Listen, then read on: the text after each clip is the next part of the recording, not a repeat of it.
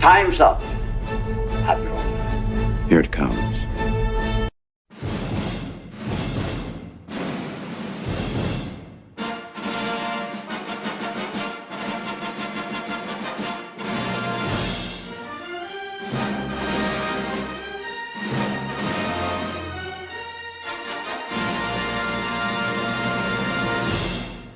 Fade in. If somebody's gonna try to blackmail me with advertising, blackmail me with money, go f yourself. But go f yourself. Is that clear? I hope it is. Hey, Bob, if you're in the audience. What's the matter? Take yourself a great big bite of meat. Taste the pleasure of the highest quality pork around. Give me the meat and give it to me raw. I will twerk on her on the bed. I ain't gonna do it in the middle of the dance floor. That's what I'm... Yeah, whatever. That's all right. Why? My brain didn't need that. I'd already seen too many pictures of Shooty Gatwa today. What? Well, there's an image in my mind. But I also hate you a little because you go and make it your business to try to make fun or try to get in. Yes, exactly. Half-breed putting her crotch in my face. Ooh, so exciting. There is nobody of merit there. It's for their new fan base. That's who D23 is for. Everybody who went there knowing they sniff crotch and suck shit. Great Scott. People are not going to enjoy that. They recast him. He's like 16 now, and he's got painted fingernails. And he's like, oh my God, let's cast his spell. Who writes someone that's a genius and that everybody is over there sucking her toes, and then you got to come over here and then say something ridiculous like, hey, victimize me, daddy. I'm still jerking off in front of my console. Impressive. Most impressive. But we're told that we don't like any of this because we're misogynists. We just don't like this stuff because we're women.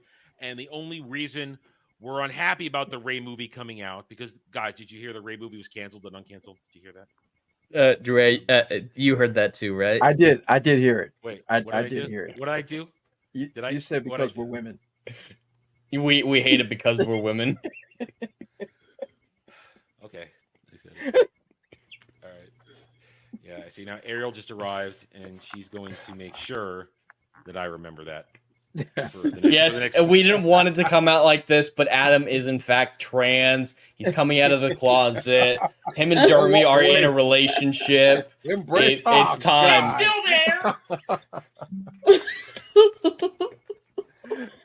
It's still there. I didn't say that. Well, you can still have it, but still identify as a woman. Who is that? I don't know that person anymore. I don't have to deal with them at all anymore. They're I don't even think about. That's your best friend, your future boyfriend. Oh God, why would you do that to me? God, I'd rather have Dermy as my boyfriend than that. Oh God. He's a she. He's a she. I'm colored. Shut up. Yeah, you know what? This freaking existed. It exists. That exists. You just imagined it. I guess. Kind of hurts. I think it's physical. I'm gonna tell you, if I'm gonna tell you a story and the end result is gonna be me taking a dump on somebody's forehead, do you care about how we got there? But we don't want Revan touched. No. Agreed. You don't want anything good touched. No. Agreed. Yeah. Because Disney Star Wars is a bad touch.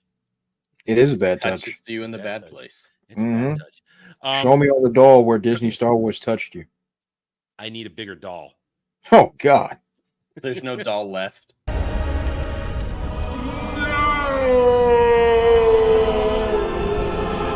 We want to enjoy what we're looking at. We don't want sores and fat whores. Liar! No. Let me be as clear as I can. Ain't no colors in Scandinavia. Game over, man. It's game over. Hey, my name is a pimp named Dries, and I believe I've misplaced some merchandise at this residence. Lord Jesus and the shepherds, where is daddy's money? I will not hesitate for one solitary second to put hands on somebody if I don't have my monies.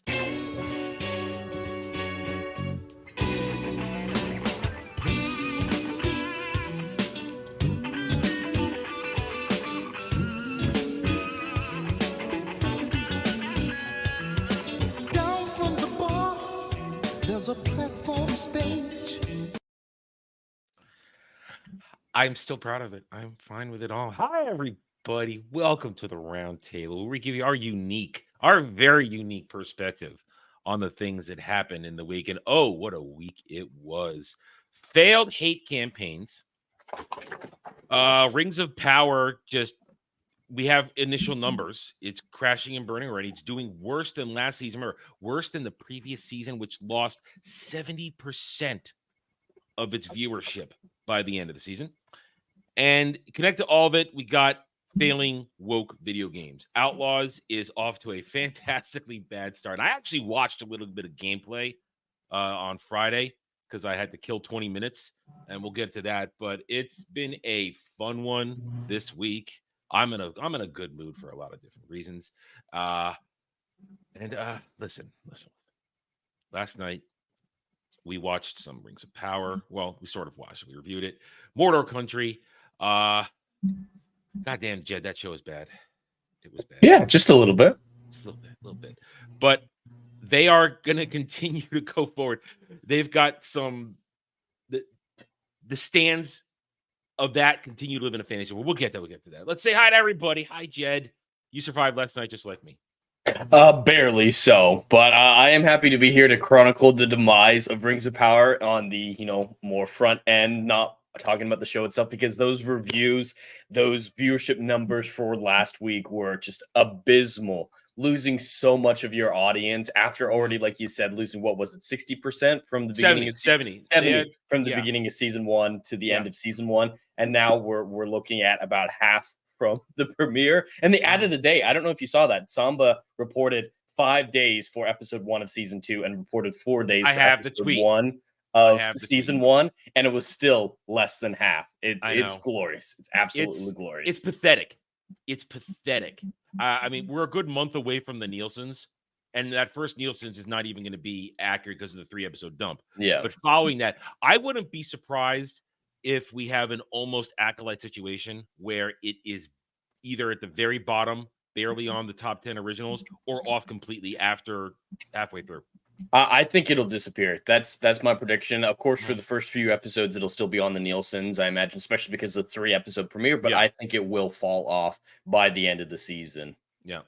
But all right, so we'll get to that because when talking about the hate campaign we're going to talk about today, there's a lot of that now combined with Rings of Power and other shows that are failing because the stands are crying so very hard. They're now trying to make it one unified argument. But we'll get to that. They're crying because we did what they told us to. They said, don't like it, don't watch it. We did, and they're disappearing even quicker now. Yeah, exactly. Hi, Dragon Lady. How are you? I'm doing all right. Yeah, it's been quiet today. That's about it, really. Well, quiet is not necessarily a bad thing. Peace and quiet is sometimes underrated. You have to you don't realize how much you love it until you don't have it anymore. When nothing is pushing your stress buttons, when the world itself is literally not yelling at you from all angles, and you have a moment where you just sit back and let the peace descend. It's highly undervalued sometimes, and appreciate it when you got it. I know I do. Yeah. Pip Dreezy, how you feeling? Yo, what's going on, everybody? I've had a solid week, interesting week. A lot has happened. Mm-hmm. Linkin Park is back.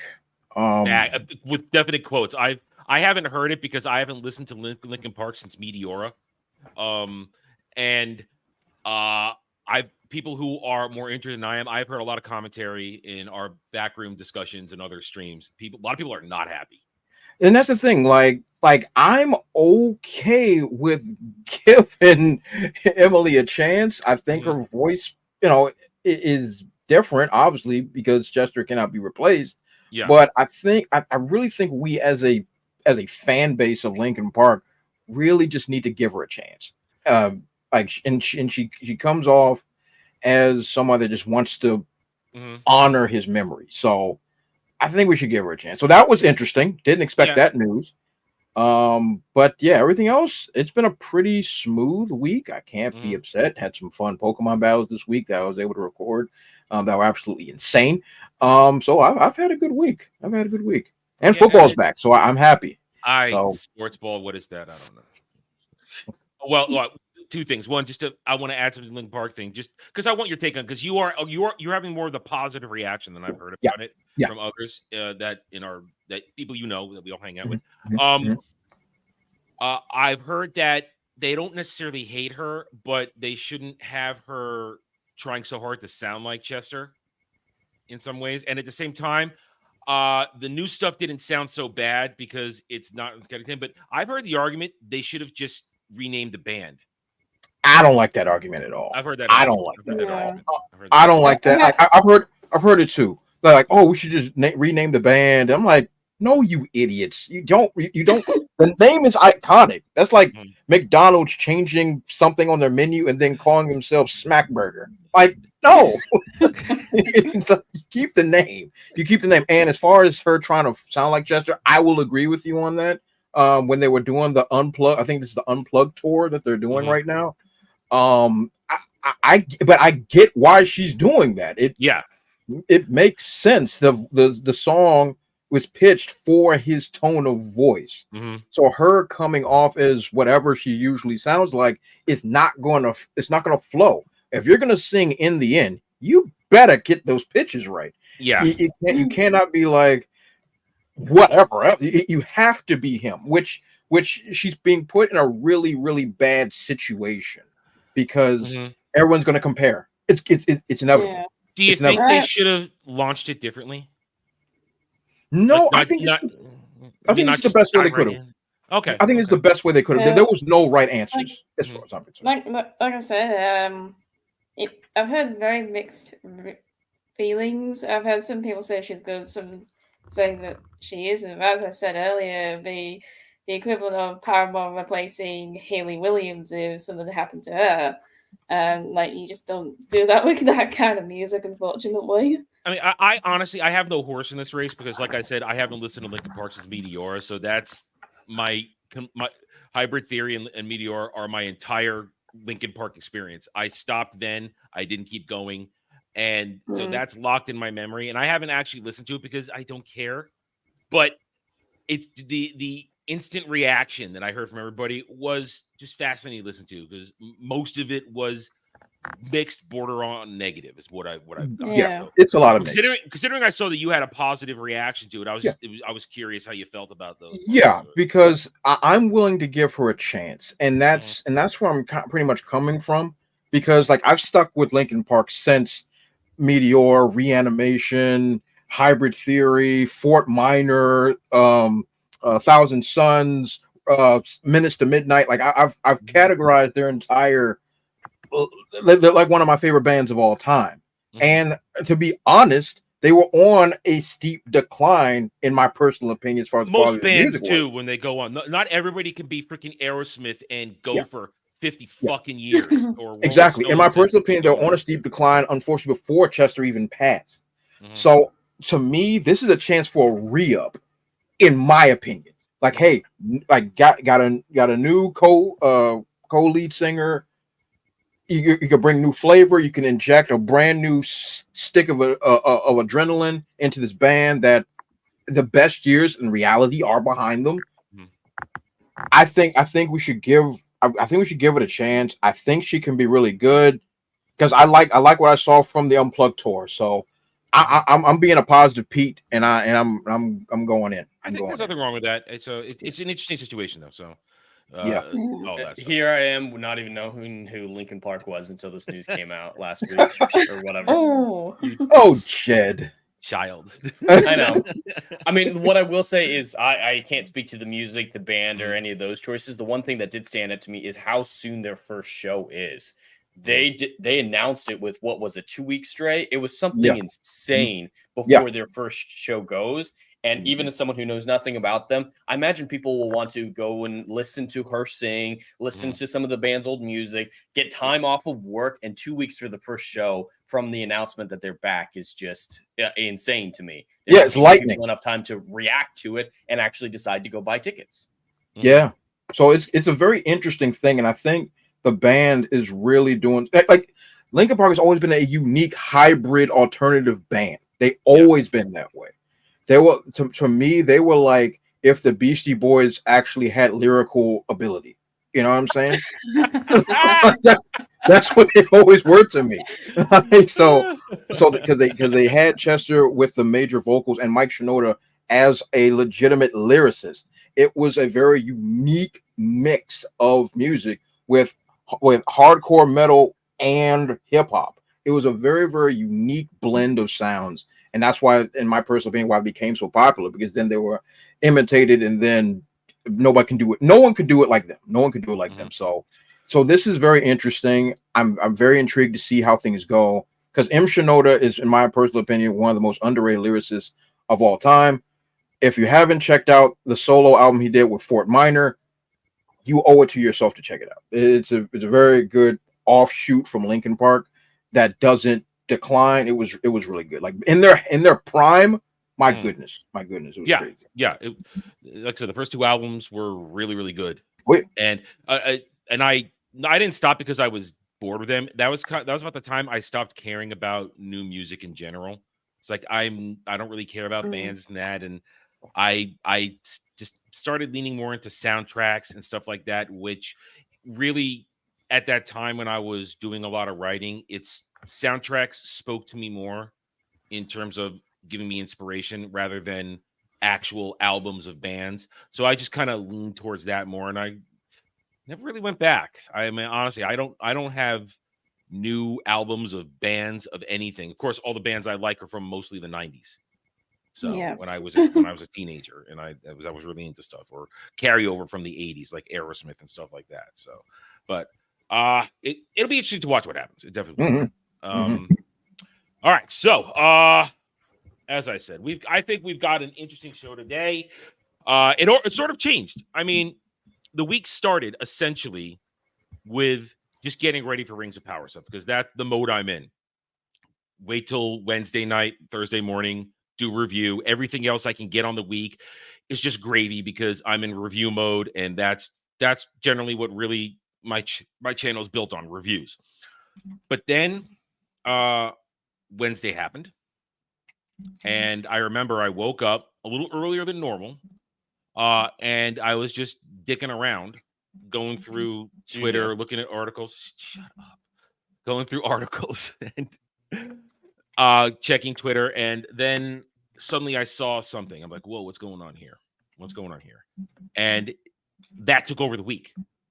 This targeted hate campaign. I remember I saw it. I hadn't watched Daily yet, so I didn't know that Geeks and Gamers was aware of it. And I sent it to Jed. I said, have you seen this? Have you seen this? What the hell is going on here? And then I started cataloging it, and later that afternoon I made my video. But then that took over the week, and it went in such interesting, fascinating directions that most of us did not see coming. And because I had today, I knew we were going to talk about it, but I didn't think it was going to have a conclusion already. And then a little bit of an evolution. But we're going to get to that later. I would like to start with Rings of Power Season 2. As I mentioned before, if you have not already, when we're done here, at some point, one, you can go watch my review. It's doing really well. I encourage you to watch it. I have a good time. But also then last night, Jed, myself, and several others, we did Mordor Country. Went longer than how it's funny. We managed to burn through the first 3 episodes in 3 hours, but it took us 2.5 hours to do one episode last night, even at double time speed on the freaking thing. I think that's what we're going to see going forward, because for that first show, we were trying to get through it. We knew we had to go at a brisk pace, but this week we're like, yeah, it's just one episode. We can take it slow. We can.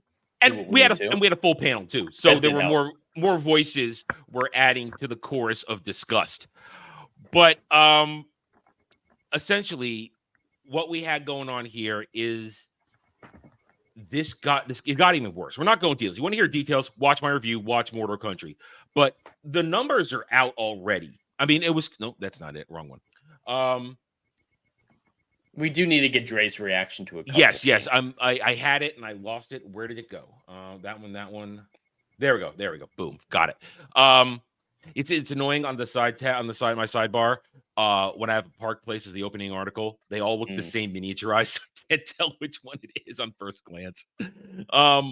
So at the beginning of the week, or right on Wednesday, as you know, other stuff was going down, we started to get this. Lord of the Rings: Rings of Power Season 2 premiere viewership reportedly suffers in the 50% decline My from God. Season 1. Yeah.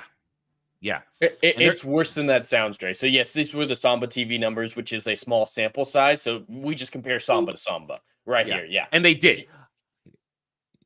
No, but yeah, the screenshot absolutely did it correctly comparing Samba to Samba. But I want you to look here, Dre, in the screenshot that they have.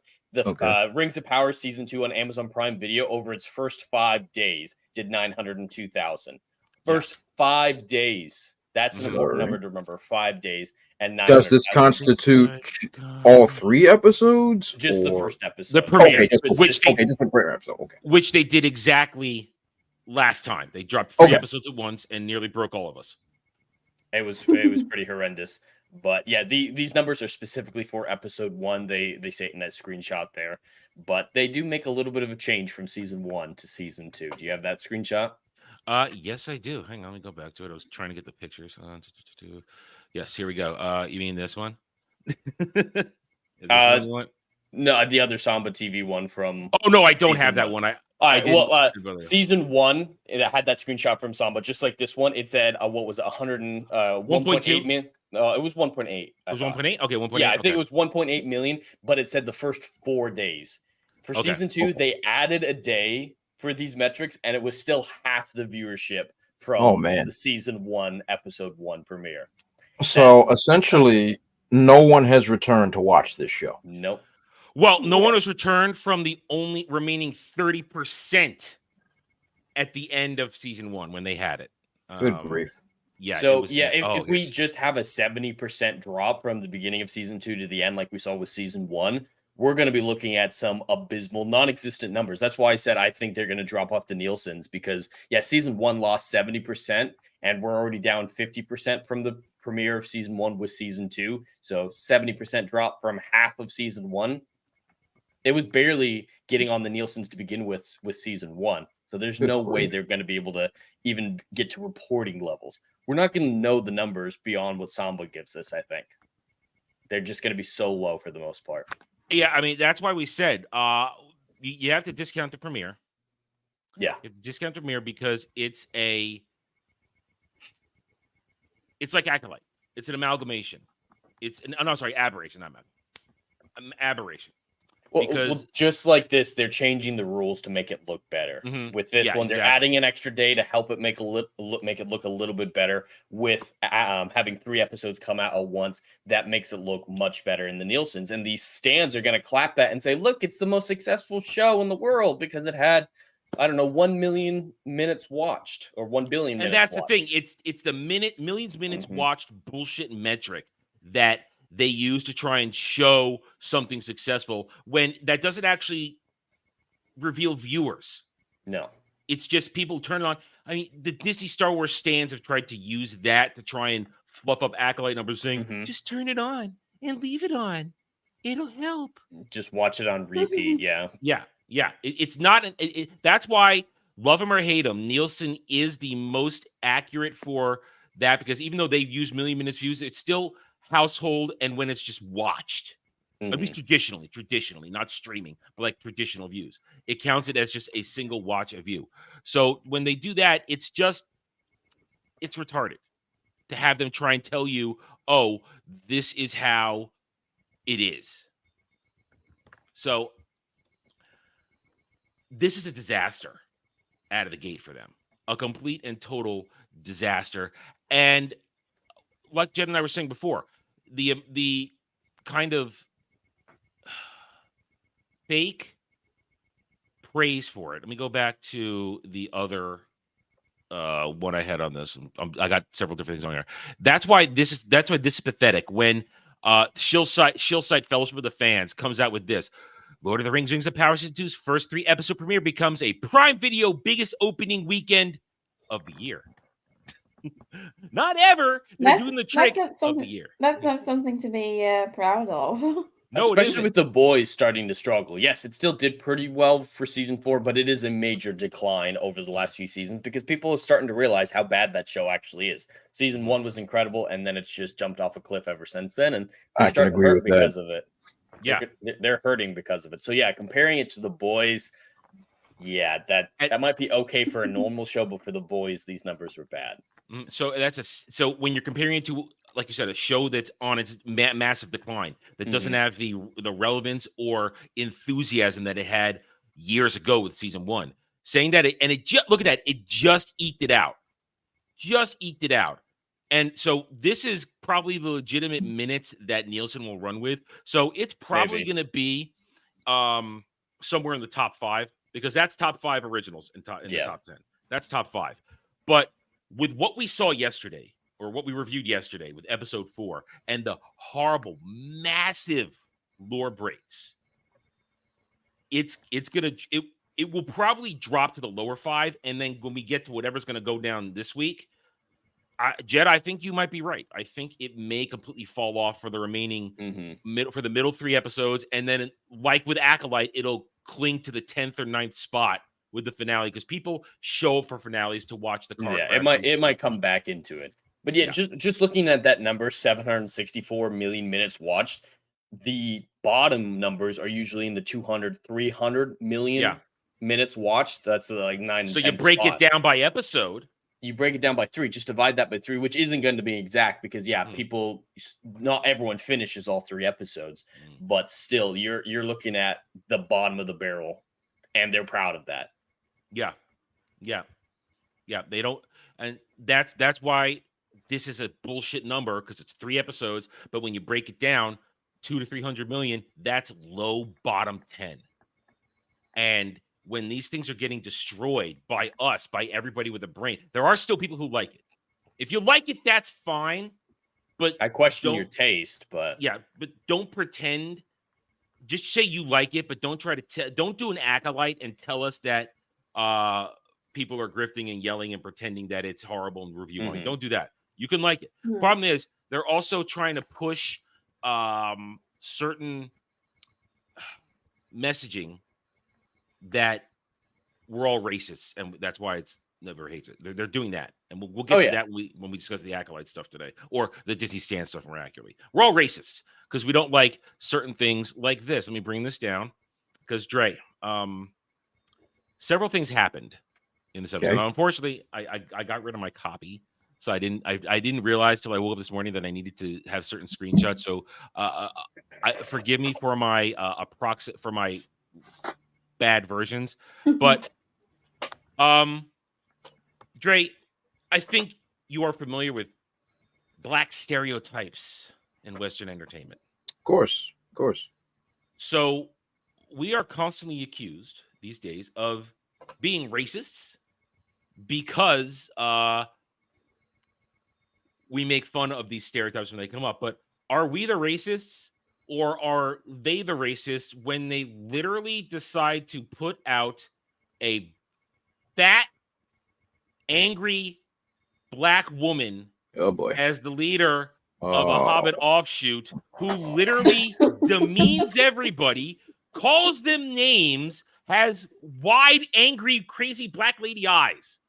Who's so the much racist? sass. The one, you don't give her sass. They actually said that. Don't give her sass. You don't sass the mama. Yeah. Are we the racists, or are they the ones who put it up there? Because we're just saying, look, there it is. You're the ones that did it. Why is Aunt Jemima on my screen? Explain yourselves. I don't, man. See, this is now. Let me be clear. This is a mammy, without question. It is a mammy. This is a mammy, and I don't get it. Okay. So she's supposed to be a dwarf. No. She's a hobbit. A hobbit. Oh, a hobbit. Okay, hobbit. Hobbit. Okay, so she's a hobbit that is dressed like Aunt Jemima and serving syrup like Mrs. Buttersworth, and is related to Uncle Ben. Mhm. And I'm going to assume that she's not nice on Halo. No, she a bitch. Of course. And of course they gave her the slave naps because why not? And let me guess. Individuals of Anglo-Saxon descent have looked at this and said, "Hey, this might be racist," and are describing it as such, and then they're saying that the individuals of Anglo-Saxon descent are racist. Yeah, pretty much. Just making sure we're all on the same page. Pretty much. Making sure. And look, my thing is like, if you want to do a Mammy and you want to do Aunt Jemima and you want to do Miss Buttersworth, okay, fine. But why she gotta be unpleasant? And she is unpleasant. Jed, isn't she very unpleasant? Oh, entirely so. Like, is Rufio her kid or just some random guy in the village? I don't remember. No. Wait, Rufio's in this? No. Oh, I'm getting that. I'm bringing up. I have to bring up my review because that's the only place I can get clean shots of some of these screenshots. Mm-hmm. No, he's not her kid. But okay. she's the one that came up with the nobody stuff. It's her that's the so that. Yeah, there's a black kid. I'm getting it right now. No, it's just he's a brown kid. He's a brown kid. He's brown. Get right. Get your racisms right.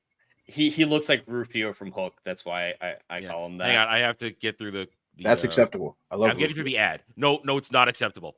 It's no. Jay's description is acceptable. What he looks like is not acceptable. He's the dumbest motherfucker from any show that I've ever seen. Yeah. Hang on. All right. So here we go. It's really bad. All right. He's an idiot. Let me all right, let me get rid of this one and let me bring it up right now. This is from my review from the other day. Prepare yourself, Dre. Hold on to your chair tight. Oh. Look at them ears, bro. Oh. All of this is bad. The kid looks like he just had dynamite blowed up in his face. Adam looks like he's trying to push him away like the Black Plague. Oh, this is all bad. Yeah. What happened? Does he have polio? What happened? All right, you ready for this, Straight? So they ask him what his name is, and he says, "I'm nobody." And it turns out he believes that because the town elder, the black lady we just saw on the screen, constantly says, "Nobody can be this stupid." And so he just thought that was his name because she keeps saying stuff like, "Nobody's this dumb." But his actual name is Mary Mack. That's his name. Who's in love with Poppy, Mary and Pippin. Yeah. Oh, goodness Mary gracious and me. Poppy. Oh, yeah. Yeah, Rachel's come up with a theory that they're going to be the progenitors of the actual Hobbit race. Yeah. Mm-hmm. I thought you were about to bring up something intelligent for a second when you brought this poor wild child up here. I thought the nobody bit was going to be like the Odyssey. Like if those remember the Odyssey. That would have been good. Hey, that's intelligent. Odysseus was a badass. I thought that was about to get. But you give me semi-retarded, half Indian, half black, half whatever else in here, Alaskan, whatever this poor child is. I don't know what they've done. This is but it doesn't stop there. Let me see. Let me get to it on here. So let me find it. So lore shit aside, we're not going to go into the barrow downs on the stuff. There's a moment where let me show you them. Let me get a good shot of it here. There's a moment when Galadriel and Femron, who wants to be Elrond, has their team. Where the hell is it? Oh, wait, I forgot. I do. No, I forgot. I broke everything down to different segments. I'm not going through the show. Sorry, hang on. I have to go back to where the actual shit happens. So Femron and Galadriel bring their team together. And here they are. That is the most diverse team you'll see. You got your ginger. You got your red shirt twink. You got your Asian representation. And you got another black elf with a tight fade. Okay? Because they all have tight fades. Yeah, you can't quite and see. And they all hold their weapons gangster style. Yeah, we realized that last night when they're going like this. when the idiot holds his Yeah, bow like this, Aaron Deere it's- like puts it to the side every it's time he shoots his bow. basically Ah, gangster holding. It's gangster. of course. So you got this dumb son of a bitch right here who has 2 lines in the entire thing, and he's Another black eventually stereotype. and he's not black, and it's even The worse big because daddy of stereotypes. right here you can't quite see it because of course the lighting on the show is Mhm. terrible. It's not my fault. It's dark. It's just that bad. They get attacked by a bunch of undead things, and it's a horror show moment. Dre, the black guy dies first. Really? Yeah, they had the black guy die first. Nameless colored going down. And crying out, help me, as he gets dragged into a hole, and you hear him get crunched. You hear literally him squishy get noises. crunched. Yeah. So how are we the racists when they're the ones that literally have the super team diversity, and they literally kill the black guy first in the horror show moment? That's awesome. That's awesome because it this is my problem with I'll problem a lot of this. If they didn't if the world did not become hypersensitized to everything is my race, my diversity, who I'm scissoring, we wouldn't care. I wouldn't give 2 squirts of piss.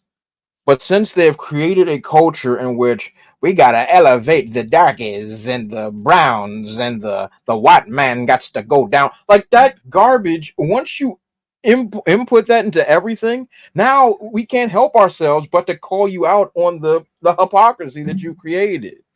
If we were just still living our lives like normal and we just saw the black man go down, you're like, oh, that's just a stereotype. That's the way it always goes. But the fact of the matter is that they've built up this idea that all these colors must be elevated. Now you made your bed, now lie in it. And it's garbage, nonsense. It is garbage, and it is worthless. It's pathetic, and it's not even, at least to us, it's not even entertaining. No, it's just it's a sad representation of, like you said, propping up diversity for diversity's sake, but then relying on the old-fashioned entertainment stereotypes that are memes at this point. And then when we point out what you're doing, then calling us racist and bigots. It's sad, it's stupid, and it shows them for the clowns that they are, that these people are not to be taken seriously. They have no legitimacy in any of their arguments because they all continually rely on the same thing, as we're going to get into in a couple moments with the targeted, fabricated hate campaign against certain channels that we all know and love. So Rings of Power Season 2, it is failing already massively. The numbers are already proving how bad it is. And the cope is real. Mm-hmm. The mocking is glorious, what's going on. And sooner or later, I'm going to get Sauron plowing Galadriel. It's going to happen. I'm sorry? Yes. Oh, Galadriel yeah. and Sauron are going to get together. Yes, it's going to happen. It's going to happen. They basically admitted before the season even started, we hear you're shipping. We're going to give it to you. Oh, yeah, they're shipping a lot. Wait. Back up. Ain't she married? Yeah. No. Well, Well, in the books, this, yeah. The well, she husband said is non-existent in the last show. season. She said, "I was married once." So Celeborn has been MIA for 1.5 seasons now. No mention of him. She should have a kid already that should eventually marry Elrond to produce his line, Eowyn, and Arwen. Sorry, Eowyn, Arwen. God damn. I always get those two mixed up too. Yeah. Tolkien, make your name sound different, man. Arwen. They're spelled very differently. Yes, they are spelled differently, but when I'm an idiot, I'm a casual normie. Leave me alone. But yes, they got rid of her husband specifically to have her have this pseudo Twilight-esque relationship with Sauron, and it's not subtle at all. Wait. Doesn't she already know he's the bad guy, right? Yes. She knows. Yes, at the end of season 1, she found out. It's that was thirst established. it's thirst she can't get ever. He's in her head. It's the bad boy.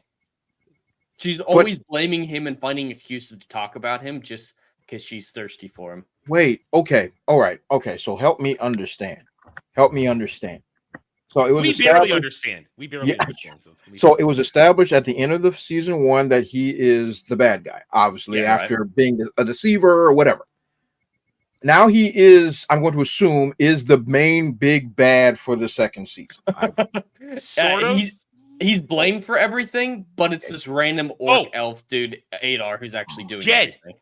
I saw a cope this morning saying that. Remember how we were talking about last night? What destroyed the bridge? Mhm. And we're trying to figure it out. I saw somebody say that episode 3, when he's seducing and deceiving Celebrimbor in Celebrimbor's office, when the windows blow open and you see a lightning blast in the sky, that's when the bridge was destroyed, Jed. I mean, it could be, but they're so inconsistent with his power levels. One moment he's, being killed by orcs like it's nothing. The next he's summoning rainstorms. His power levels are so inconsistent. Yeah, but I'm hoping we get it. It's only disappointing that we don't have the dick dagger from season 1 that could have been involved. Well, they do. It's in ring form, and everybody's holding. Well, right, but I mean the actual phallic symbol that she carries around with her. Look at poor Dre. He doesn't know the jokes we're running with this, and he's just so confused. I'm confused. I'm still trying to wrap my head around why she's trying to bang the bad guy when when she knows. Because he's misunderstood. Shipping, abusive romance. Wait a minute. Wait, didn't he kill her brother? Isn't? Yes. Maybe. We actually don't know that. That might have been Adar too. I can't. Because every time we've seen the symbol of Mordor, that's been Adar's symbol. So maybe Adar is the one who killed her brother. I mean, the Rings of Power showrunners not only are giving in to the shippers, but they are now literally crafting the story just to have them bang for no reason. So she's gonna bang her brother, potentially her brother's murderer. Mm-hmm. Yes. Yeah.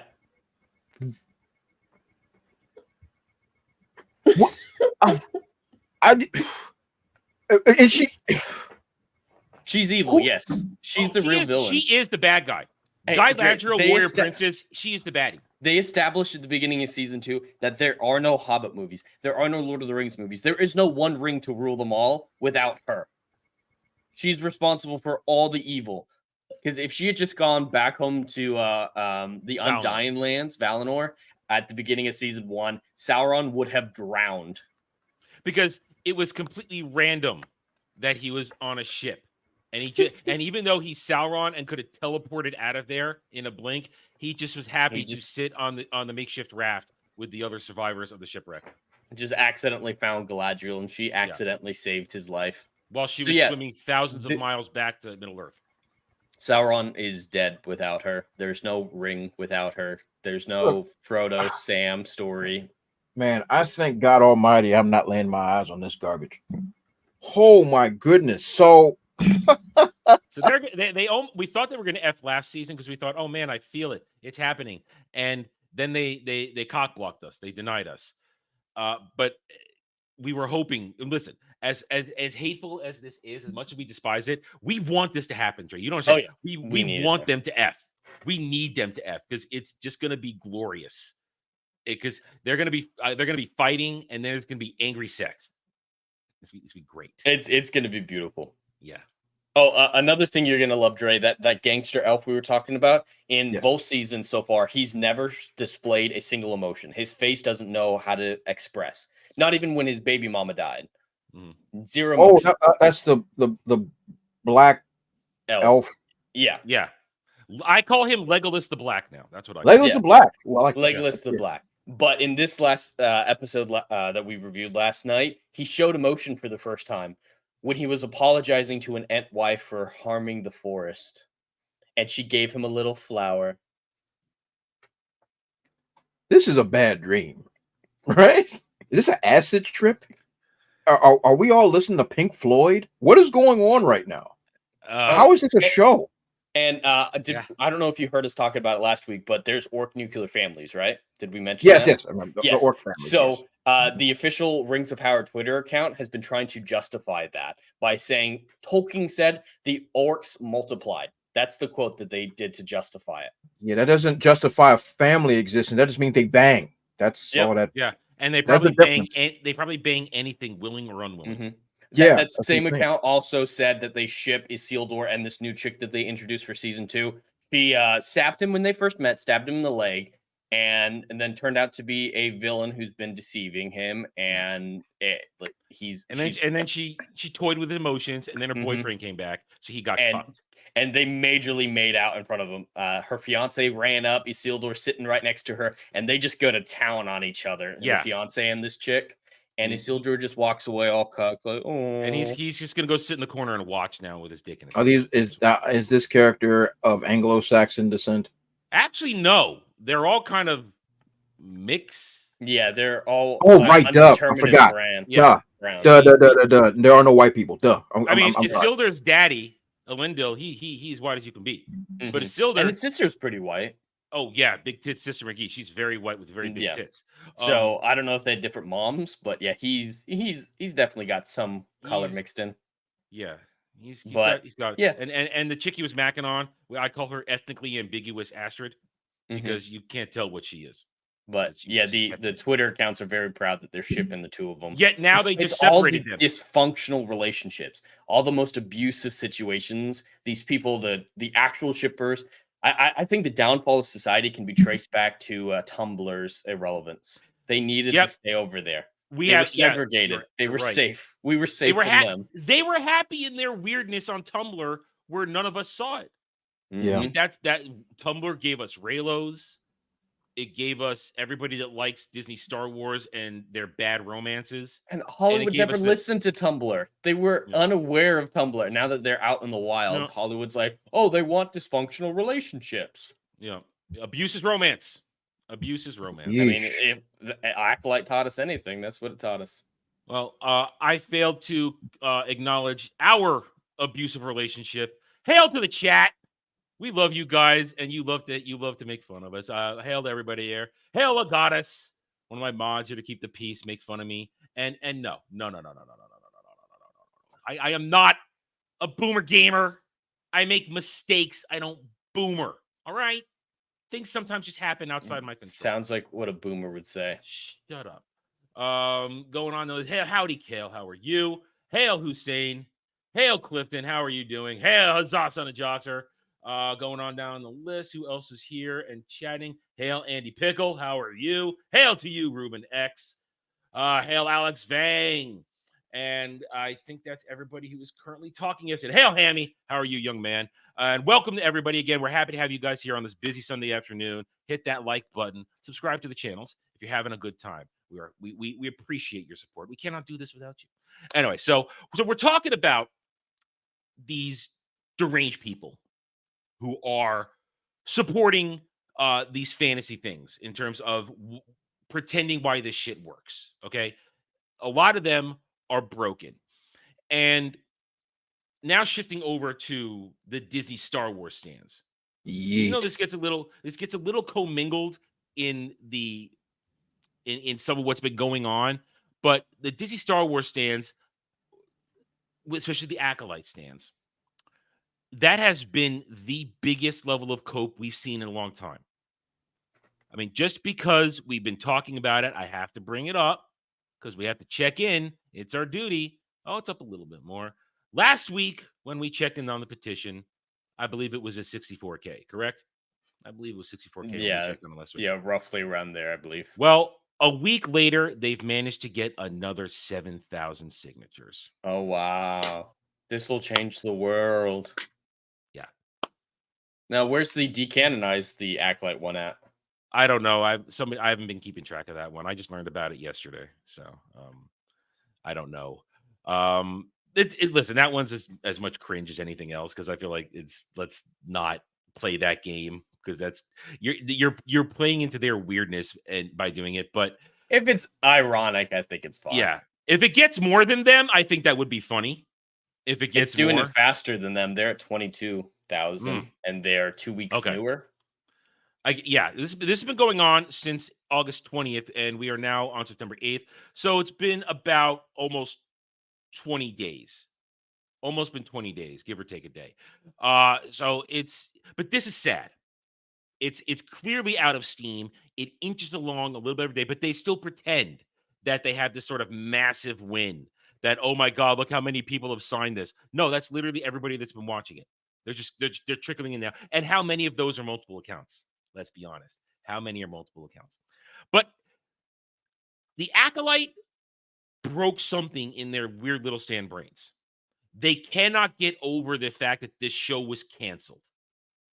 And it culminated on Wednesday morning at literally 10 a.m. And I noticed it then because I was collecting. I'm going to show you my collection in a second because I just it swallowed my timeline whole on Twitter. This glorious thing came out, and this one I picked up right now, it's essentially the same thing said by all of them.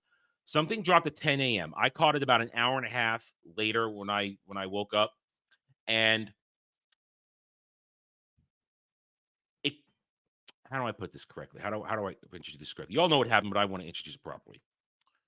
We all know that channels that make up the Fellowship, we do our reviews and our takes.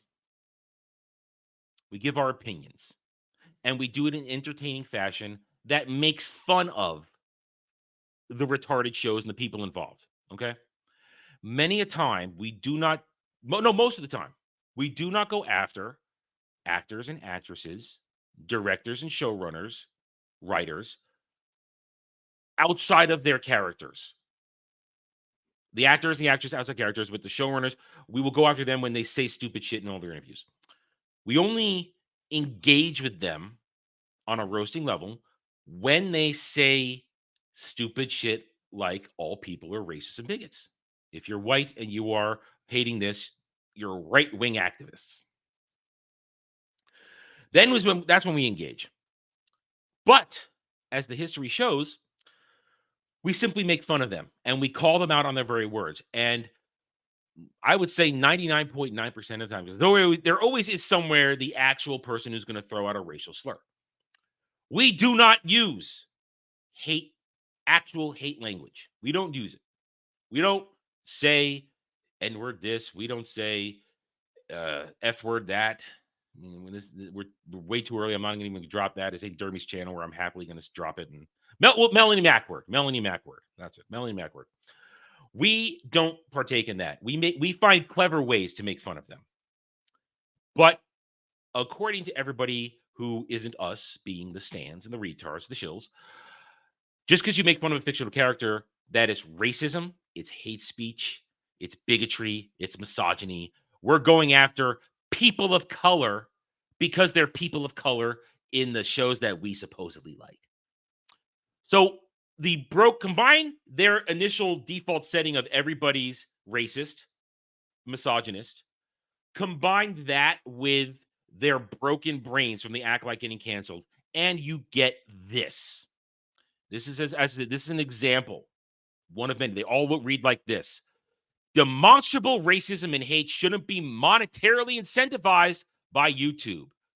It's gone on long enough. At Team YouTube, it's time to demonetize Geeks and Gamers, RK Outpost, and Neurotic to make your site, its influence in this community, safer for all, because words are hurting people. Making fun of her. So, yeah. I mean, it's but then how words are violence, but silence is violence. I don't know. So they sent this thing out. I'll just bring up. We're not going to read it. You want to watch me break it down for 20 minutes? You can go watch my video, which was done in the beginning, the day of, before it got concluded. So it's all this stuff where they go after Geeks and Gamers, RK Outpost, Nerd Rock, mostly Geeks and Gamers, and they throw shade at Theory too. At the very end, and they have their little. You need to demonetize them. You need to take away their living, their ability. I mean, Jed, as a member of Geeks and Gamers, and I'm not fabricating this because Jeremy says it all the time. Most of the money he makes on that channel goes back into the business to pay you guys and to help the business grow. Correct? Oh yeah, no, he invests so much money into the future of the company itself, and most of it's from super chats rather than ad revenue. Yeah, but yeah, because the 199 is massively generous. Absolutely. To them. Yeah. Hail the 199. So, as Jed can attest, the money is not made out. It's not. There's no. I mean, we joke about the grift, but no, this is actual coverage and commentary, legitimate coverage commentary to run a business and to pay employees and help the business grow. But they want to take that away. They want to take that away. And there are a lot of them like we have different pop culture opinions. That is it. And of course, no one in Geeks and Gamers agrees with each other all the time. There are plenty of things that we disagree with each other, but we're not going to go out and say, hey, I disagree with Fear the Beardo on this one take. I'm going to try to get him taken off the team. It's ridiculous behavior to think that, oh, you disagree with me? You want to commit violence against me just because of a pop culture opinion. This isn't even about politics. They're not even mentioning politics besides using the labels of calling us political slurs, but they're not actually talking about any political policy. It's purely, hey, we don't like Disney Star Wars. Oh my God, you must want to search out every Disney stan and Minecraft them. This is asinine behavior that 50 years ago would have been institutionalizable. Yes. Oh, yes. I'll get to that in a second because I didn't save those ones, but I can talk about the ones I've seen because my bookmarks are already choked by this shit, as I'm going to show you in a second. But they have this stuff. They have this stuff. They want to demonetize. They want to take away people's living. And like Jed said, Geeks and Gamers is not a monolith. And we're talking about Geeks and Gamers because this is about they mentioned Gary, they mentioned Ryan as singled out, and they mentioned Theory in here. But this is really a targeted, real hate piece against Geeks and Gamers because they are the center of this disgusting, like poisonous, chocolatey mess here.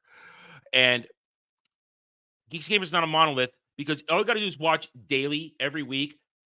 Whoever's hosting daily week, they will fight amongst themselves at least a third of the episode over the most random shit. Sometimes watch Tuesday night's main event; they will trash each other mercilessly. Mostly Beardo, but they will trash each other mercilessly over anything for any retarded take. So listen, we're harder on each other than these idiots are, than what we do, what we comment on. The shit we put Dermy through on a weekly basis, the shit we put Cloud through on a weekly basis. Even I catch a few here and there, although I lean into it. And I run with it, so it kind of I brush it off faster than that. The horrible things we say to each other, it's just that roasting fun stuff. It's not serious. I mean, do we really think Dermy's parents are having sex on the stairs outside his room every Ballbusters? Do we really think that is happening? No, but it makes him uncomfortable to talk about it. So of course we're gonna do it because it's funny. But it's humor, and these people have no humor, and they think everything's racist and bigotry, and to the point where it's broken in insanity. So on Wednesday, when I was preparing for my video, my breakdown, I just started collecting all bookmarking all their posts. Let's go down. Look how long. It's all the same thing. That's very organized. It is organized, and it's funny. That's what they accuse us a lot of the times. Like Jeremy owns all these 20 different channels. They all listen to him. It's all, a single company doing all this, but they usually act a lot more organized. Or the quartering, just someone in the sphere. They keep accusing new people of being the man in charge. But this is way more organized than the 199 is capable of. Yeah, if you know the bigger channels of the Fellowship, they are the definition of disorganization. Oh yeah, Friday Night Tights. It tried to make Friday Night Tights do a coordinated thing like this. Yeah, it wouldn't last 5 minutes. I mean, honestly, if you look at the entire span of the Fellowship in our sphere, I would say our show here is the most organized show because we do our topics, we get in, we get out, we don't meander, we start on time, and we don't range far and wide. Granted, we don't have the things that will generally take us off the rails as much because there's only usually 3 or 4 of us here at a time. There's not a lot of extra stuff to derail us, but we are the most organized one here in terms of, I would say, getting started and getting in and out of the show, not extending it. But most channels are nuts and crazy, especially when, like FNT, you're dealing with usually 8 to 10 people on a stream and getting them all there and staying stuff. And with the amount of super chats that come in that will sometimes derail the conversation, or a random word that will derail the conversation, or a fight that will break out and derail everything and become lore for the show, stuff like that. I mean, everybody remembers years ago the Filoni, when the show starts in the middle of Jeremy and Az fighting over Dave Filoni. And that's what made Perry Chan famous when he made that Filoni clip. It's just, it is what it is. It is chaos, but it's fun chaos, and they're just having a good time, and they're acting roasting the shit. But like Jed said, they accuse us, the Fellowship, of being this organized hate campaign that, Jed, when was the last time Jeremy ever sent me orders on a video to make as someone who's in the Fellowship? Let's see. What was the last video you made? What, yesterday? Yeah, that's when. Yeah. Okay. Oh, yeah, because I didn't make a video yesterday. Okay. Whenever So I the didn't last make a video time you yesterday. made a video. So I threw it. So I got the orders and I didn't do shit if the orders ever came out. So Never. He's never even sent me stuff from my channel, and I'm a member of Geeks and Gamers. Yeah. Of course, he might have advice for me sometimes when I ask for it, of course, but he's not giving me orders or anything. Yeah. And even the people inside Geeks and Gamers, the people who are running the individual channels, he lets them have independence and autonomy. Erudite does not ask Jeremy for every single thing he does on tabletop. That would just be unmanageable for just what is actually Geeks and Gamers. If Jeremy was controlling the hundreds of Fellowship channels out there, he'd never sleep. I mean, he doesn't anyway. He doesn't anyway. Yeah. But I mean, Gary, I don't even know Gary. I mean, I think Jeremy knows of me tangentially through other conversations, and I know for a fact on the old Geeks Gamers forums, I did see that he had looked at my profile at one point. So Jeremy knows of me, but I've never met Jeremy. Gary doesn't even know I exist. I doubt Gary knows I exist. Therefore, I've never received orders from Gary to do anything. I mean, and they didn't even bring up Mauler or Drinker or any of the other bigger channels. Nobody is dishing out orders to organize a hate campaign against Amanda Stenberg and other actors and actresses in the Acolyte. Listen, if I'm going to say anything about all the other actors and actresses in the Acolyte, is that Daphne Keene got hot. That's the extent of my conversation about them. Like, one minute she was like an awkward looking teenager in His Dark Materials, and then I didn't see her for a few years, and suddenly here she appears in all these things all at once, and suddenly, oh wow, she grew up and got hot. Yeah, I'm a dirty old man for saying it, but I can admit that. All right. There's no attacks going on, no organized campaign, but this, like Jed said, this is organized because you can't quite see it here. Well, now just say September 4th, but at the day of, when all these things were showing the hours, they all literally went up 2 to 3 hours at the same time. Most of them 2 hours, which was the 10 a.m. mark point from when I had been bookmarking this. I mean, if you go to my video on that day, you'll see that they all lined up being posted at the same time. And at the time, I didn't realize that it was generally coming from rewriting Ripley. Oh yeah, rewriting Ripley. They've hated these people for a long time. They've written some glorious articles that we've gone over the years with, just making up so much nonsense that we can easily discredit. Exactly. So I didn't realize that at the time, because I had seen this, but when I was scrolling, but it didn't register because I only saw the video. I didn't see the profile name of who it was. So it wasn't until later that day or the next day when it was addressed by those involved in this incident, rewriting Ripley. And it's like, oh, now it all makes sense. Now it all makes sense that rewriting Ripley was one of the ringleaders in all this, where they make a freaking clip video like this. We're not going to watch. We're not going to waste our time. But they did a video clip like this, basically talking about everything that is shown in the statement. We still don't know who wrote the statement, do we? We don't know that. I don't believe so. I haven't heard of who did it. We don't know who did it, but rewriting Ripley, they are one of the sources. Just look at every single one of them. They limit who can reply. They're using terms like Phantom Menace that never really was an organized thing. It has been debunked for years. And just what they say here, a handful of YouTubers have jeopardized the safety of our community that there's no safety at stake here. Oh my god, they disagree with me. Oh my god, they're coming for me. And hate should not be a career path. If those tangents that you're talking about on Geeks and Gamers, on Main Event and Friday Night Tights and whatnot, a lot of times those tangents are about what they love. Like Get Az talking about back when he was on Friday Night Tights about Star Trek The Next Generation. Him and Gary are going to go on for an hour. Mahler with plenty of the other things he likes. These people, when we get in tangents, it's about things we love. We don't go on tangents on things we hate. So yeah, hate is not a career path. Yeah. You're correct in that statement. Yeah, but we don't. You just said the perfect thing, Jed. We're not doing this because we hate Disney Star Wars or anything. We don't hate Doctor Who.